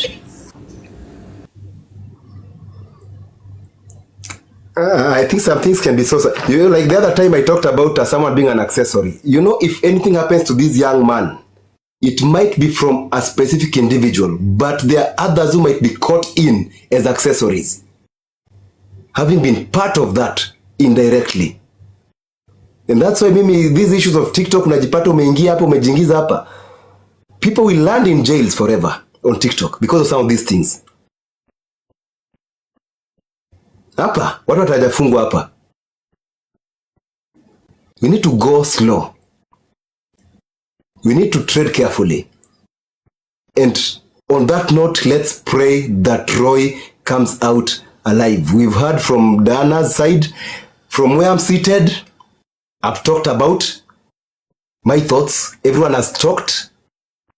I don't think Diana would have had any motive to harm Roy, especially to an extent of, let's say, if the unfortunate happens, ending his life, because Diana already had a case in court where Roy was supposed to appear. The only bitter people here who might want to prove a point are known. So much as we are fighting to see, you know, all goes back to the way they're supposed to be, we need to think critically. Diana there's a court case, and she's been singing about the court case. She's been saying that kotini itamaliziwa kotini na hiyo, but now we have specific individuals here who've been talking against the court case. And let me tell you, Jacqueline is deeply involved because she's the one that was pushing the narrative that Roy cannot appear in court. Unakumbuka? Yeah, she's also the same person who wanted to employ Roy. So she can actually help Roy not to appear in court to prove a point to TikTokers. That's what she's doing, because Nelly and Roy walikuwa informed on Thursday last week that they can no longer extend the cash bail, Roy must appear in court and take a plea. Unasikia? Yes. And so that is why they decided, sasa what are we going to do? Then somebody, a fool somewhere told them, because we need to prove a point to Diana Ross, Roy should needs to disappear. Simu ibaki kwa nyumba yako. By yesterday simu ya Roy ilikuwa kwa nyumba ya Nelly. Sasa hebu niambie ni nani alitoa simu ya Roy kwa nyumba ya Nelly jana akatoa akapeleka Embakasi? That's why I'm saying these games that Nelly is getting playing with TikTokers, these things are dangerous. Na ninakwambia Nelly, these TikTokers don't care about you. They will put you in a very dark place. These are greedy people who care only about themselves. And they are riding on the differences and the issues I have with you. Kama uko na masikio usikie. Otherwise, hii kitu, it will cost you. I'm telling you. You are playing a very dangerous game with people who don't care about anything but themselves. You played it when you brought Roy na mkalipwa over 200,000. So right now the phone is now going through from what I'm gathering. Yeah. The phone is at now the phone is going through.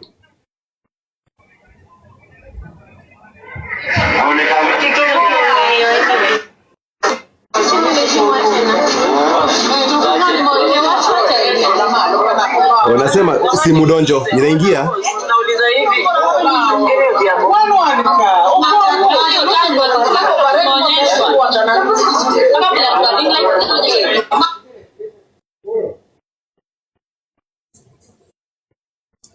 So as we speak, from what's being said on the other side is that simu imeingia. Sasa ndio wanasema titrakiwe. So you know, there's just a lot to this thing, a lot of sarcasm to this thing that simu trakiwa hata kama imezimwa, and you know that. Simu ilikuwa kwa Nelly jana usiku. Sasa saa hii simu inaingia. Let me tell you, Roy is gonna show up because they know there is no other way. Kama hata show up, itabidi hao watu watamuua. That's what's gonna happen to prove a point. He only has two choices now. Show up, Roy. Just show up. That's all. And I think that's the only safest thing to do for him right now. He needs to get in touch with someone and just show up. Because right now simu inaingia, so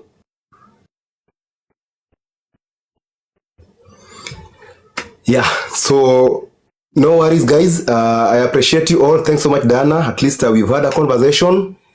Lady J, please, you need to really. I'm not gonna be having any conversations about anything, even on my platform, until Roy is found. Exactly. At least for the respect I have for other members of my family. I'm not gonna have no conversation on my platform until Roy is found. Thanks so much. I don't think Chai is more important than finding Roy. Absolutely. So I'm gonna be waiting. I can only join lives and talk whatever if I need to, but I am not gonna be having any lives because I don't want us to be distracted and water down this conversation about Roy. It has to continue. We need to give it visibility so that he's found.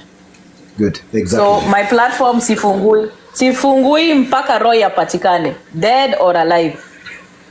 Na mtu mwenye ameumia ama amekuwa kidnapped, simu yake inafungwa ikifunguliwa. Mtu mwenye ako missing anafunga simu akifungua.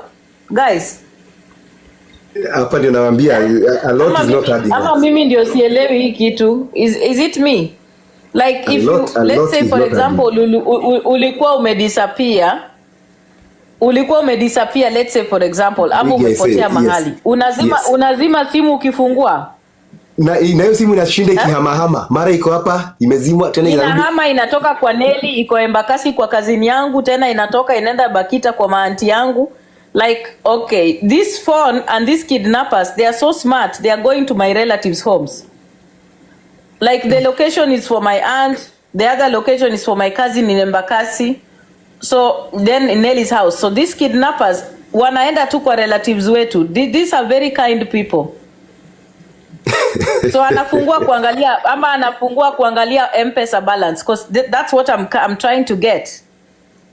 Unaona? From where I'm seated, I Probably believe that the anafungua guy is okay. probably anafungua kuangalia M-Pesa balance kama ametumiwa pesa ya kuenda mahali. So wacheni niwaulize, hata tuseme for example the worst come to the worst, eti maybe amekufa. So mtu mwenye amekufa anafungua simu, akifungua anafufuka, anafungua simu yake ama Something is not adding up, and let's just wait. So right now, hata kama watu wacha nikuambie Berry, hata kama mtu amekukidnap ama amekuibia simu, atatembea na sim card yako. You guys, wezi wa simu wenye wanaiba simu Nairobi wanabakingi na sim card yako ama wanatoanga, ama mimi ndio sijui. kwanza hiyo ndio inatupagwa mbali kabisa. Sim card wewe inatupi, hiyo ndio utupo ya kwanza kabisa. Mimi nimewaambia on Tuesday kama watakuwa DCI watasema ni foul play, ole wako Jacqueline na wenye wako involved. That is all.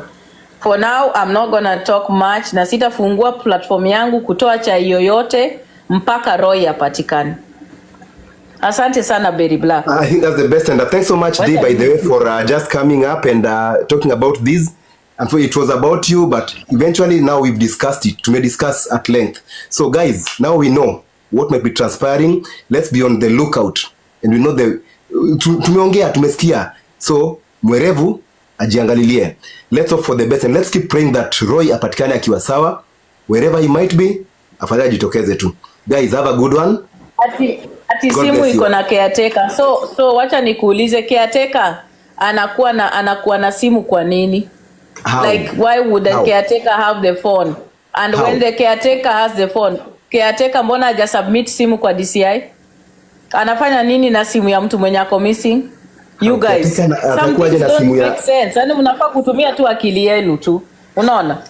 Caretaker anafanya nini na simu ya mtu mwenye ako ana miss? Why would he be having the simu ya mtu mwenye ana miss? Caretaker. Kama mtu ako missing, caretaker anafaa kuenda kupeleka simu kwa polisi, because that person apparently is missing and their phone is with them. And at what point did the caretaker have the phone?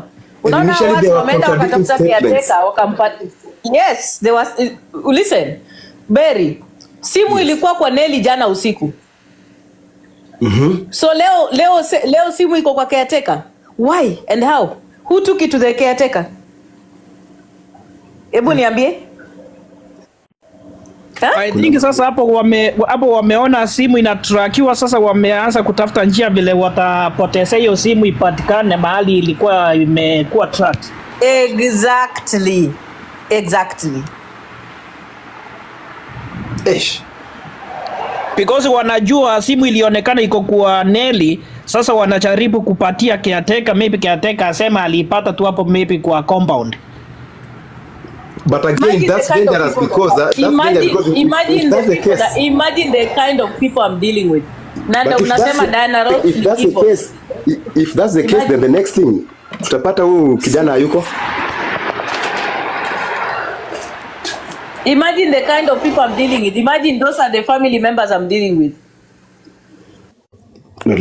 Let's just wait. At least I'm certain something will come out today. Between today and tomorrow, I'm 100% sure something will come out.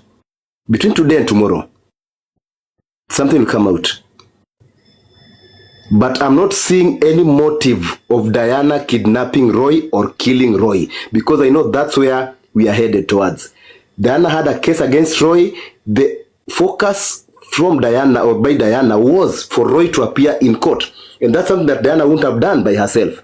If anything, an arrest warrant would have come out if Roy had, failed to show up in courts. So, hizi vitu tunaangaliaga pia. We are not fools.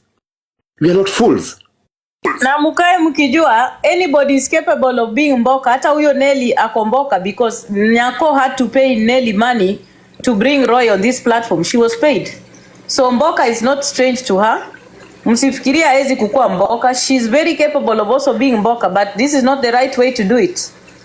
This ain't it. This is not the way to do it. I know truth shall come within the next 2 days, between now and maybe let's say Tuesday. A lot will have unveiled, and Hapo ndio tutabagua mbivu na mbichi. But if this is what I'm thinking about, watu hapa watajikaranga vibaya sana. Wewe wacha si wanajifanya ni werevu. They are smart. Ni academicians. Uko mwerevu na simu ilianza you know the thing they are not forgetting, simu ya Roy ilianza kukua tracked the moment alikuwa na kesi kotini. And the moment they started extending the cash bail is when all his phones and all his numbers have been tracked. So we have all the records. Because number one, vile walienda kujaribu kuconvince ndio file isifikishwe kotini already made him look like a flight risk. Unajua? Absolutely, yeah, true. So the tracking has been ongoing. Na unajua wanajifanya wanafikiria ni werevu. I don't understand these people. Don't they know that the police have a digital footprint of everything? Because these are nini kina Nelly wanajaribu kufanya. I don't understand. Wewe Nafula, ujui simu inaweza kukua track taka ikiwa off wewe. Uko sawa? Oh, by the way, sio lazima siwe ikue on ndio itrakiwe. Hata kama iko off wanaitrack na itapatikana. Yeah, the phone hata kama iko off utashikwa nayo. You know guys, there are those of us who used to follow someone called Jacob Juma. You remember Jacob Juma the late? He used to bring us all these digital footprints. Anakuletea simu, the way simu movements of a phone ikiwa already iko off, but he could bring and you could say this phone went here. Eventually it was here.